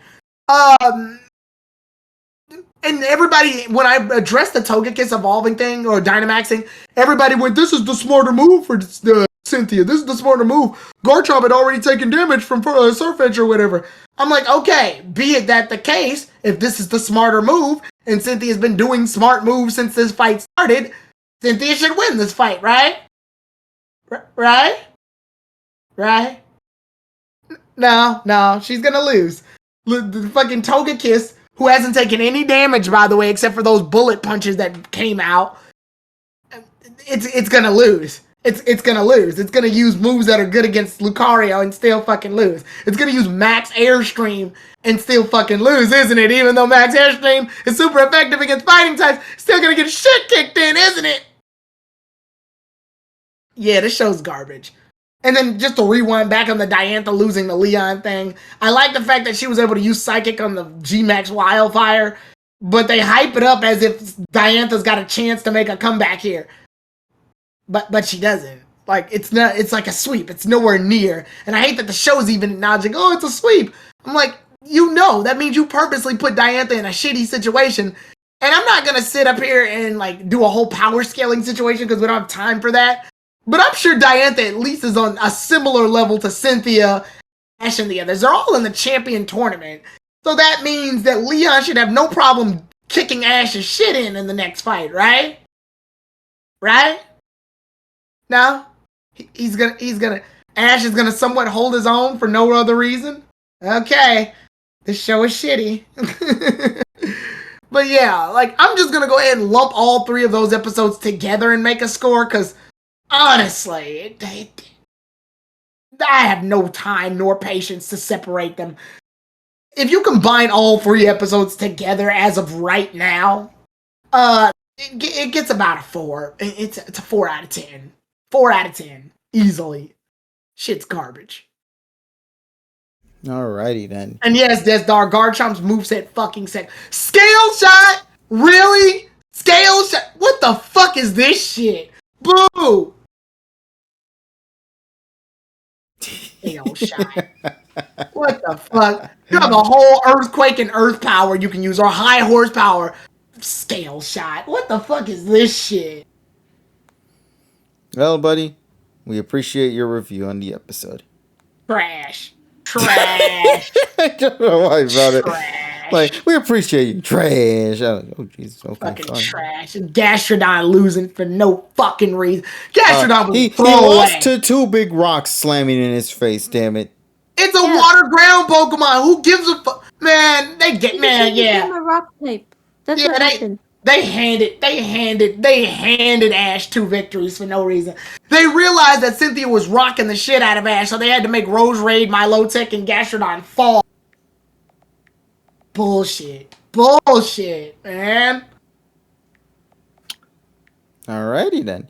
Well, thank you for sharing your thoughts, buddy. Yeah. So let's go and now pass it on to our last homie for tonight. We got here TSS here to share his input on the episode. And now for something completely different. Okay, so part 2 of the hit woman Cynthia versus the Pika Break kid Satoshi in this Iron Man match. So I'm gonna say this. So first of all, as one man famously said, finally some good fucking food, because we have gone from either mediocre to okay attack animations throughout this Masters 8. And it finally took fucking Asada and fucking Iwane to fucking turn that around. Because if you look at the last episode, Air Slash looks like complete shit. While Iwane it looks like a fucking $1 million. Like even the angled shots of the even the angled shots of the attacks, and you can even go through like the Surfetch moves, as well as like when the Air Slash is being performed, the presentation is being done at like an angle where it's pointing up from the ground at like a 30-degree angle. And those combined with finally more fucking in between animation frames of animation, it looked fantastic. Like every single move, even the contact moves look good, and that's rare in this fucking the PM 2019 state of affairs, where we've had fucking tournament fights where the impact moves looks like fucking bumper cars colliding. Well, now you have fucking impact on these moves, and of course now we have of course Cynthia still doing the right thing and switching out. the whole like I mentioned last week, that Rose Raid was gonna get fucking healed while in the ball, and I was on point. Yeah, natural cure. That's why I'm so mad, because Cynthia's doing every right move, and she's gonna lose the nonsense. Okay, but we're just talking in the scope of just this episode. I mean, you look at both Dracovish and Surfetch. Yes, of course, you had the whole important thing is that they showed and told a narrative that was actually entertaining to fucking watch, because I felt like from the last like 5 fight episode, like this whole fucking tournament, there was always something about it where it didn't really impact it. Didn't really give like the impact. I mean, I look at all of the head-to-head fights before that, even in the first round. Nothing compares in terms of like intensity to this. Like nothing. It took Iwane to fucking save this fucking shit. And I know one negative for some people was the whole Morpeko thing, but that was strategically done. They have always done this. I mean, you look at any Iwane and Asada episode from like even 2 series ago, they always want to put in the kind of funny scene, like a camera cut, to break the tension for the little kids. And that's what I understood about this whole thing. I've been watching the Japanese series now 18 years. I know what telltale signs to look forward to look for actually. But I will say this: the whole thing with the stealth rock, that looked fucking amazing.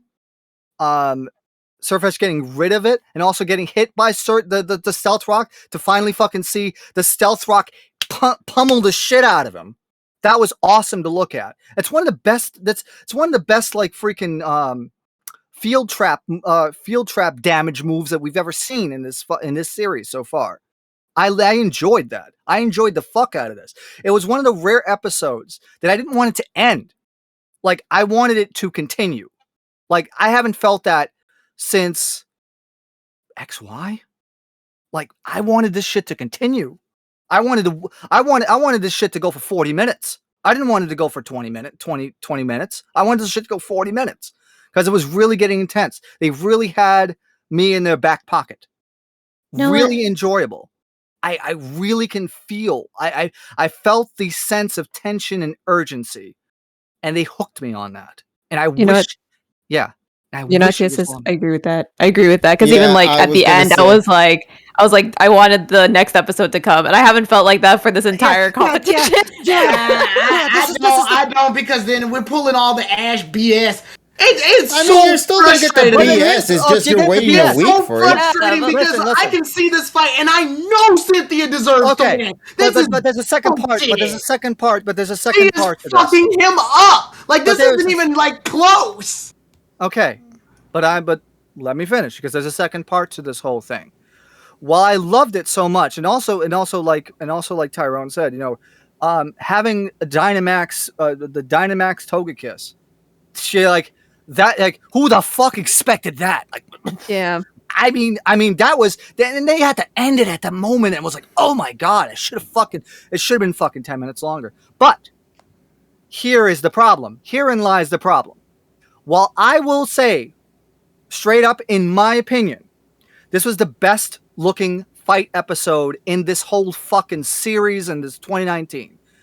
And my issue is, it's downhill from here. Because let me tell you, there's a two-prong approach that I will say this. The next episode, we know what the fuck's going on. We know what the fuck has happened, because it's obvious. The obvious ending is going to be Satoshi will win. The way that this episode presents itself is, it was unpredictable. Like it was like on our seats, and we didn't know, because it was the middle episode, and we didn't know what to expect. I knew. I was like, no, Cynthia's beating his ass way too much. They're about to pull some ass bullshit. But what I'm saying is, you look at the fight presentation and the back and forth and the intensity in it. That dialed it in for me. The problem is, the next episode will be predictable, but we will see how that plays out. But unfortunately, though, this. Unfortunately, I think it's going to go downhill from here. They were giving that man freebies. Unfortunately, I will say this. I absolutely Rest in agree peace, on my that. low tick rose rate and gastrodyne. because I will say this. I'm talking about this specific episode, like fighting wise, as in and of itself. The problem is in my opinion, none of Leon's fights will be this intense because number one, Leon does not fight like Cynthia. Cynthia has like the fucking switch out strategies, fast, quick switches, and just in general, like Leon doesn't have a strategy at all. I know, and that's the fucking problem, and that is why this episode right here is going to be the turning point where everything's just going to go fucking through the toilet. Yeah, like even in his fight with Diantha, when Diantha cleverly found a way to use Psychic on G-Max Wildfire, you wanna know what Leon's response was? Use Max Airstrike! Yeah, and that's the thing. Leon, in my opinion, does not have enough of intestinal fortitude to make a battle, to have a battle strategy that is good as Cynthia. Also, let's be clear. That's our opinion. That it's JN Leon we're talking about. Yeah, Generations Leon, Twilight Wings Leon, Video game Leon. that those clearly understand. Those are The unfortunate issue, once again, the reason why I always keep bringing this issue up is just because of the fact that we never see enough of him. No, we don't. The reason why Cynthia works is because there's 15 years of history that lasted from DP, went to BW, reunited in JN. There were years. There were times to take and flesh out the narrative. So unfortunately for me, and this is going to be it. Unless if God-forsaking miracle will happen, which it won't. Any of the Leon episodes will not beat, and it will have to match or beat a 9.8. That is my review. Fuck Leon. But I will say this, I absolutely agree. Like, I still knew the results. Let me be clear. Best single fight episode in this series, as I said.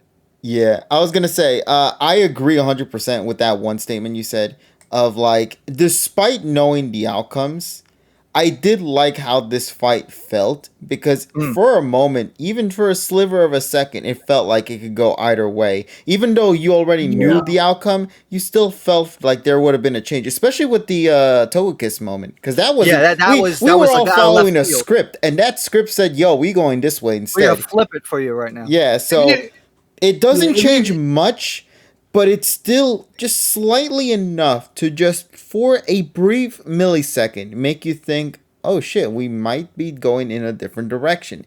Like I said, it's not going to change anything, but it is just nice to see that this episode, for a moment, had it, at least in our lens. And as a matter of fact, I think, it really makes me disappointed that, Iwane probably at best is going to have like one more episode to do.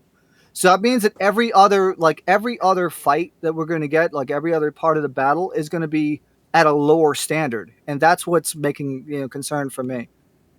Because if it takes Iwane to actually make shit look good, that doesn't instill any confidence for me. For the, not saying that they're doing a bad job, because if it was bad, then it would be like freaking, I don't know, off model crap.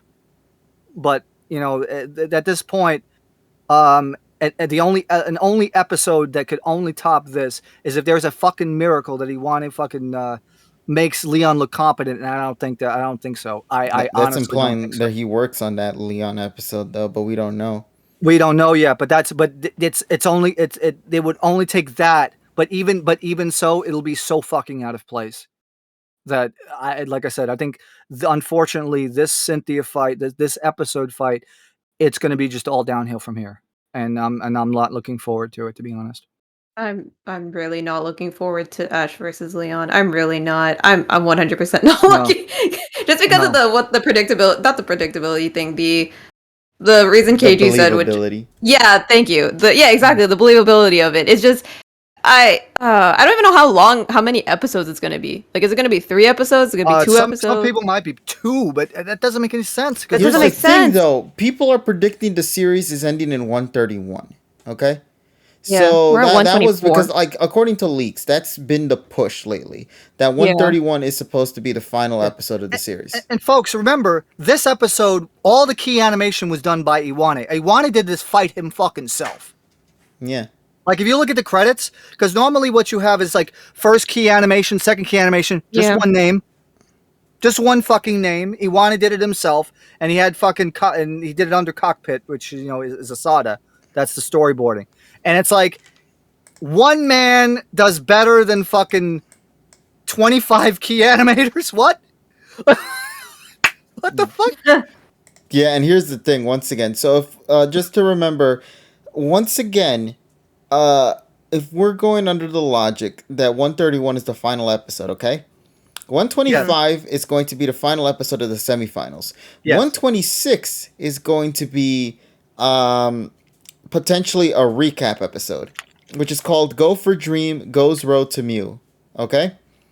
127 you would think would be the Project Mew episode, but then you find out that it's a Go and Aceburn episode, where it says here, as Go and Aceburn visit the scone store in the Galar region where they first met each other, Aceburn reunites with the Nickit that he used to spend time with it back when he was a score bunny. So those Pokemon are returning back for this episode, okay? So what the hell does that mean for 128, 129, 130, and 131? According to this, and even chat mentioned, JN 128 is another Go episode according to those leakers, so that only leaves 2 parts, 129 and 130, with 131 being the finale to wrap up the series, which is the goodbye episode. That means that's why people are predicting, TSS, that it's going to be 2 episodes for Ash versus Leon. Yeah, and that's a huge problem. And I have one statement to say. Iwane, work on the fucking fucking anime now. Thank you. He fucking deserves it, yeah. Please, Pokemon. He's been working on the series for fucking 25 years. Please give him what he wants because he's fucking single-handedly carrying this fucking series. Please. And also, just another thing too. Also, by the way, Iwane has been doing streams where he's actually like learning 3D Blender. Like he's learning like the new features. So maybe we're gonna see Blender shit for the finals, or. I will say though, he's a committed man. He is 100% committed to his job and his love for these things. If you want to talk about a dedicated person when it comes to the passion of animation and art designs and even just experiment stuff, Iwane has to be there in discussions. Yeah, because he does so many live streams. He did like 3D printing. He does like analog drawing with fucking markers and shit. He does 2D animation in Blender and Clip Art Studio. The man just doesn't want to stop drawing, but he's very passionate. Yeah, we're talking about a guy who worked on the fucking original Ninja Turtles. So he fucking deserves his history that. is hilarious, but it's amazing because of that. Yes. But yeah, so there you go, ladies and gents. That's our review on the series episode as a whole, with episode 124, I believe. Yes. So hey, we'll tune in back again on Monday to see our reviews on the finale of the Cynthia versus Ash fight. Who will come out on top? Will it be the secret outcome that people were expecting? Will they pull an even bigger flip card in this one? Yes, Iwane worked on the first season of Iwane worked on the first season of TMNT when he was at Toei. Mm-hmm. But yeah, so I don't know, man. It's gonna be a mystery. If 126 is the recap and 120, and also what's even weirder is because I should have paid attention to this when the opening was playing, Tyrone. It seems like Go is not even going to watch Ash in the finals on his match, because according to the opening in itself and according to speculation by people, the Project Mew stuff is happening in the same time as the Masters finals. So Go won't be there to watch Ash's finale. If this is true. Just 100% clear. If this is true. So yeah. All right.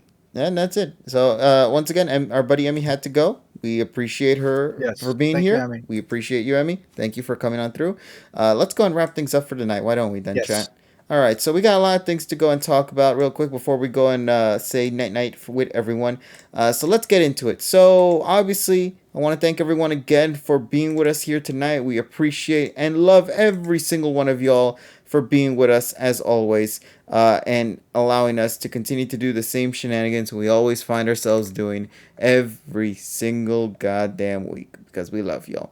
And I'm very happy that we get to continue to do these shenanigans. So I hope you guys, if you are not going to be with us throughout the week, please stay tuned throughout the rest of the week because we still have a lot of fun things planned in store for every single one of y'all. So let me go and share my schedule for the week, and then we'll go and discuss Tyrone's and TSS after that. Alrighty?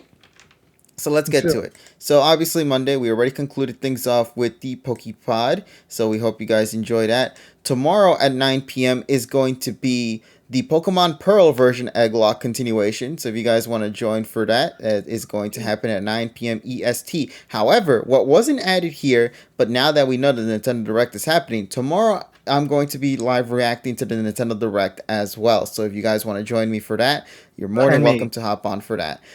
So Wednesday, Super Mario Maker 2, the Iron Bros Challenge.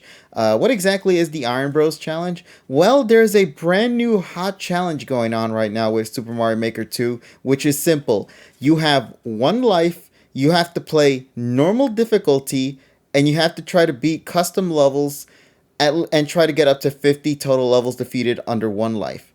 Oh, fuck that. Now, they're not the super brutal levels like you think they are, but because there are some difficult stages that never get played, you might occasionally run into them. And also, you might occasionally screw yourself over and find yourself soft luck and now having to redo the whole challenge again from the beginning. So I'm going to attempt doing an Iron Bros challenge on Wednesday. Thursday, I'm going to then return to Fall Guys for some more Fall Guys shenanigans. So you guys are always welcome for that one.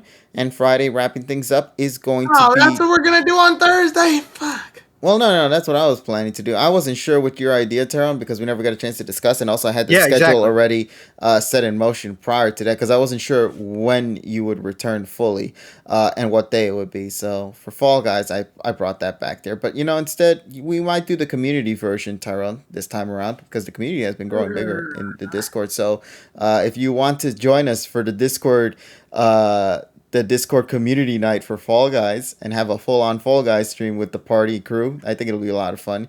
And then Friday at 9 p.m., of course, as usual, is going to be the AnyPoke watch party with the finale of the Ash versus Cynthia battle. Now, you might notice that Saturday says TBD. That's to be decided. If things go well, I will attempt. I don't know for sure. I'm still finalizing some stuff. But if things go well and I get to stream on Saturday, we are going to be doing a full-on playthrough of Yoshi's Island. Just a 100% clear rate run in one stream. So we are going to do that on Saturday if I have enough time to do so. So I will keep you guys up to date. And if you join us on Friday for the AnyPoke watch party, you'll learn if I can or not by that day. So please stay tuned for that. And of course, Sunday we never have streams. So yeah. That's for me. So let's head back over to our homies now and see what we got planned in motion. So TSS, I'll pass this on to you, and then Tyrone. Sure. After that. Okay, so this week's schedule, since Terrell is off this week, so I'm going to be planning to do a Euro Truck Simulator 2 stream again on Wednesday at 8:30 Eastern. Friday, we're finally getting back into Tales of Vesperia Definitive Edition after like fucking 6 weeks, because Jeff and Jordan have been very busy, so I've had to finagle stuff around, and sometimes I've been streaming, and sometimes I've been not. But hopefully, 9 p.m. Eastern on Friday, we're going to get back to Tales of Vesperia Definitive Edition.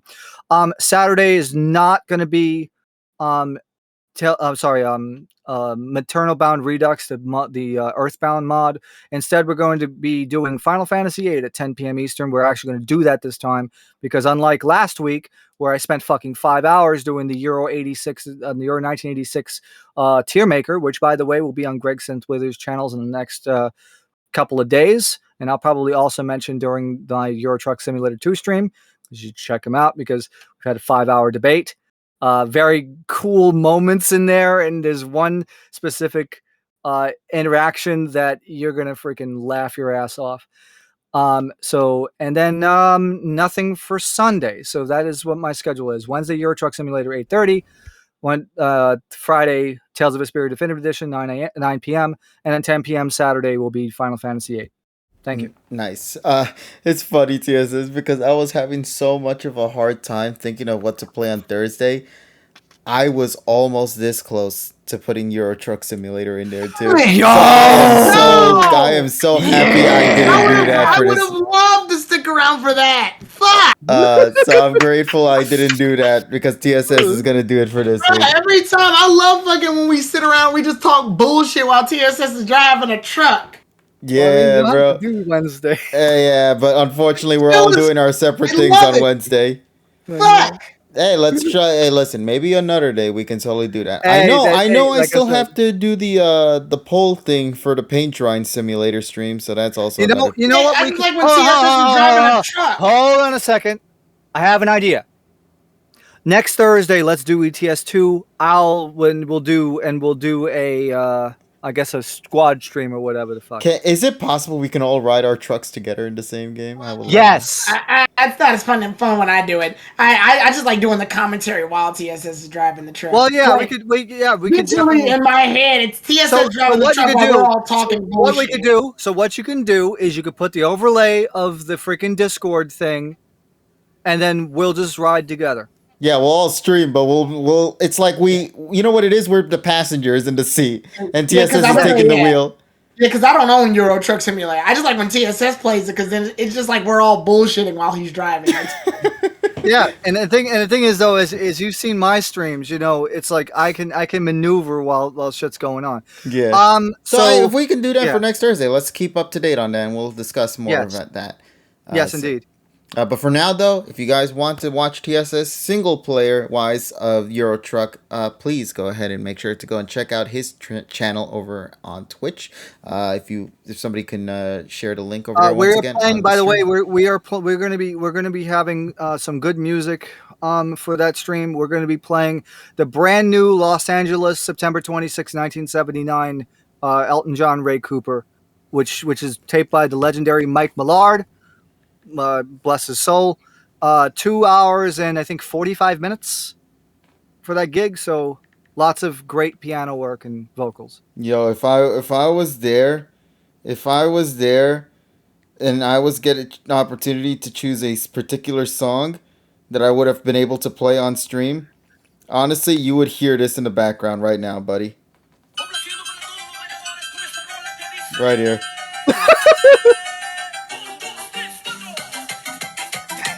What the fuck?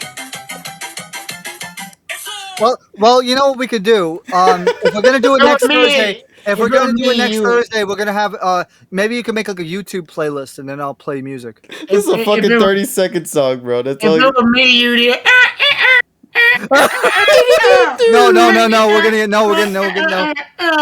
No, that's Stella. That shit's gonna get copyrighted. That's gonna. Oh man, we got no. What we got to do is we got to make the truck move forward while we do the noises. Yeah, so next Thursday. So the following Thursday, we're probably gonna do it. We're gonna get some. Obviously, because it is possible, I'm gonna get all the Mexican songs imaginable, and we're gonna have that so far in the background that it sounds like filler. And we're gonna be all full on retro truck driving, bro. It's gonna be fun. So we hope you guys tune in for next week. And also remember on the if you're gonna be sharing the Discord thing, remember you're not gonna get audio, so you can play whatever the fuck audio you want. Yeah, no, actually, no. I think we can because if you stream your screen, the game fully anyway, we get to hear the audio. Yeah, but not like your music audio, I should say. Yes. Now, your music audio is going to be different from ours. The game audio you're going to hear, and of course you're going to hear my voice, but not the playlist. But not the songs that I'm playing. Unless we do what we always do, Tyrone, and we share a playlist together and we all press play at the same time. That's the only plausible way. Other than that, though, that ain't happening. Yeah, exactly. But we'll talk more about it later, though. Of course, that's gonna be so fucking fun. We haven't done that in like what 2 years. 2 years. We gotta do something. Yes. Yeah. So we gotta fix that. So Tyrone, how about you, buddy? What's going on with you? You finally make a return and you haven't told us your schedule of the week. So I was waiting for y'all, but we kept going on the Euro truck thing. No, because no, I'm building up to it. That's what I'm saying. Anyway, Okay, thank you for sharing your schedule. Yep. I keyed. All right. So look, everybody, I just sent a link in the chat. New schedule template. Yay! It's debatably like inspired from KG's. So yeah, new template. Thief. Yay! It's different. For the schedule, this is Central Time, obviously. Tomorrow, just to like get my feet wet and streaming again, I'm gonna do Pokemon Showdown because I love that game. So we're gonna do Showdown, and I might just do some random fights with 2v2 fights. And the times have changed. So I told you guys this, but I didn't tell the audience this.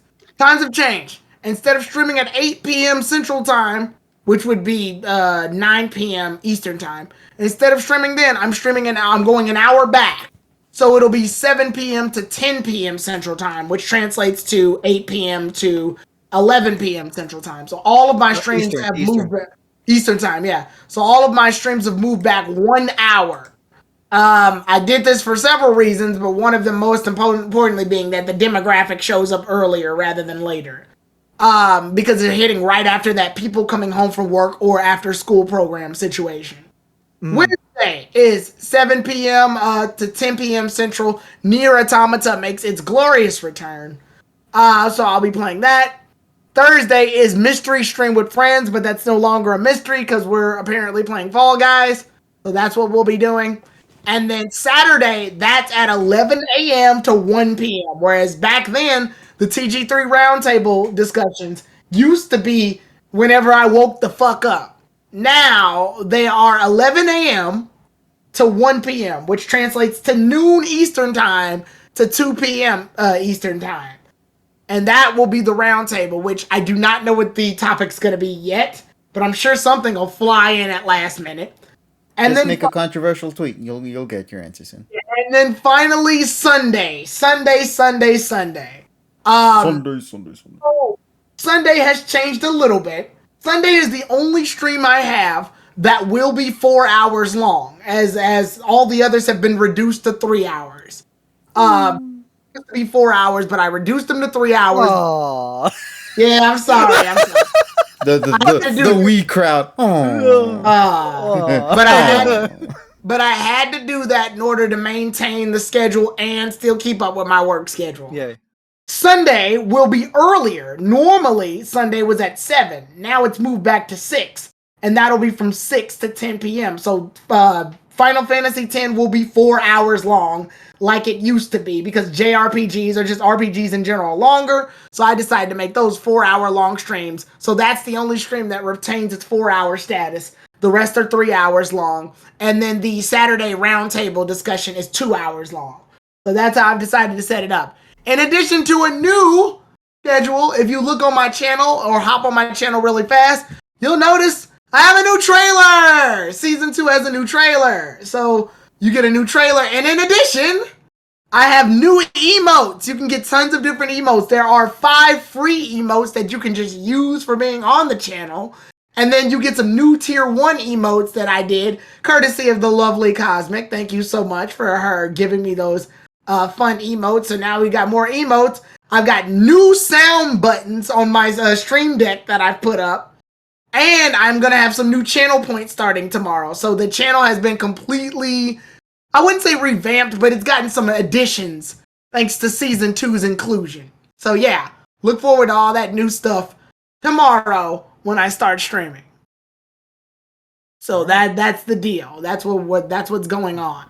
Yay. All right. Yay. It's good to be back. Indeed. Welcome back, buddy. Yep. Welcome back. Hold on, I'm just trying to find the audio clip we were making fun of before. Yay. The Wii Sport, the golf. Yeah, like I said, I put that shit in the audio clip for the Zorua giving the F. He literally plays that every time he shows up now. Yep. That's great. Yeah, I'm really looking forward to it. Like, just to see the new emotes, the new buttons, the new... Oh, and Donnie's Overlays, what are they? I don't know because I haven't even seen them yet. So Jesus that'll be a Christ, surprise to it's a everyone. mystery for everyone. Yeah, so I got new overlays, new emotes, new sound effects, new trailer. It's just gonna be a grand new time. and a new schedule layout, which will be consistent, and I will be consistent overall through a lot of the other social media. So if you follow me on like Instagram or TikTok or whatever, I'll try my best to be uploading stuff on that as well. And then there will be YouTube compilations. So look forward to that as well. Clips. YouTube clips. Like the infamous Steve Harvey joke that we made when we played golf. That shit's gonna be hilarious. God, that was a... Yeah, because while I was out, I decided to play around and look through some of our clips. And yeah, we're just look forward to some clip shows coming to the YouTube channel, as well as some videos. So yeah, new videos, new template, new schedule, new emote, new sound effects, new trailer, new overlays. Everything's new. Nice. New shit. New shit all around. All right, then. So let's go call it a wrap, then, ladies and gents. Aww. Aw. All right, everyone, round of applause to Tyrone's great return. Yay! Oh, wait, wrong audio clip. No, hold on. Where's the yay one? Let me find the yay one. Is there a yay somewhere around here? There's no yays around here, damn it. Why is there no yays? Oh, well. Anyway, shall we go and wrap things up then for tonight, folks? Yeah, let's All right. So once again, everyone, all of you guys are awesome. We love each and every single one of y'all. Thank you for having fun with us tonight, for the sticker party, for the fun emotes, for the hype train, for the hype trains and the subscriptions and resubscriptions as well. Every single one of y'all for coming through tonight. We love each and every single one of you folks. But alas, it is the wrap of the night. And there's one more thing that I need to do. Yes. What's that? Oh. Yay. Oh. No, wait. Oh. Dude, we gotta add that. Yeah. We gotta get Squidward and do the noise. But yeah, so what else is gonna It's my 34th month sub anniversary. Hey, let's go. Hey, you can share it as well. I don't even see it on my screen, sadly. But yes. Yes, show. Yes. Yeah, show, damn it. But yeah, so there we go. Yay. Beautiful. Thank you for subscribing with Le Prime for 35 months. Currently on a 6-month streak. Hey. So yeah. So let's go call it a wrap, everyone. Once again, we love each and every single one of y'all for hopping on through tonight. Thanks again for tuning in. And we'll talk with all you lovelies later in whatever video we make. Take care, everyone. And once again, welcome to a fun week filled with shenanigans. I'll see you all tomorrow at 10 a.m. EST here on this channel for the reaction of the Nintendo Direct with my buddies, if they are going to be there, of course. But until then, we'll talk with all of you guys later. TSS, give them the magic word. where'd he go? Wash Oh. fucking hands. Damn. Oh, shit, he's dehydrated. Go drink. Hydrate yourself, buddy. But yeah, thank you once again, TSS. Thank you once again, Tyrone. Thank you once again, Emmy. And thank you to everyone that has been with us here tonight. We'll talk with all you lovelies later in whatever video we make. Take care, everybody. And as always, have yourselves a wonderful night. All right. Bye. Bye. Dun, dun, dun.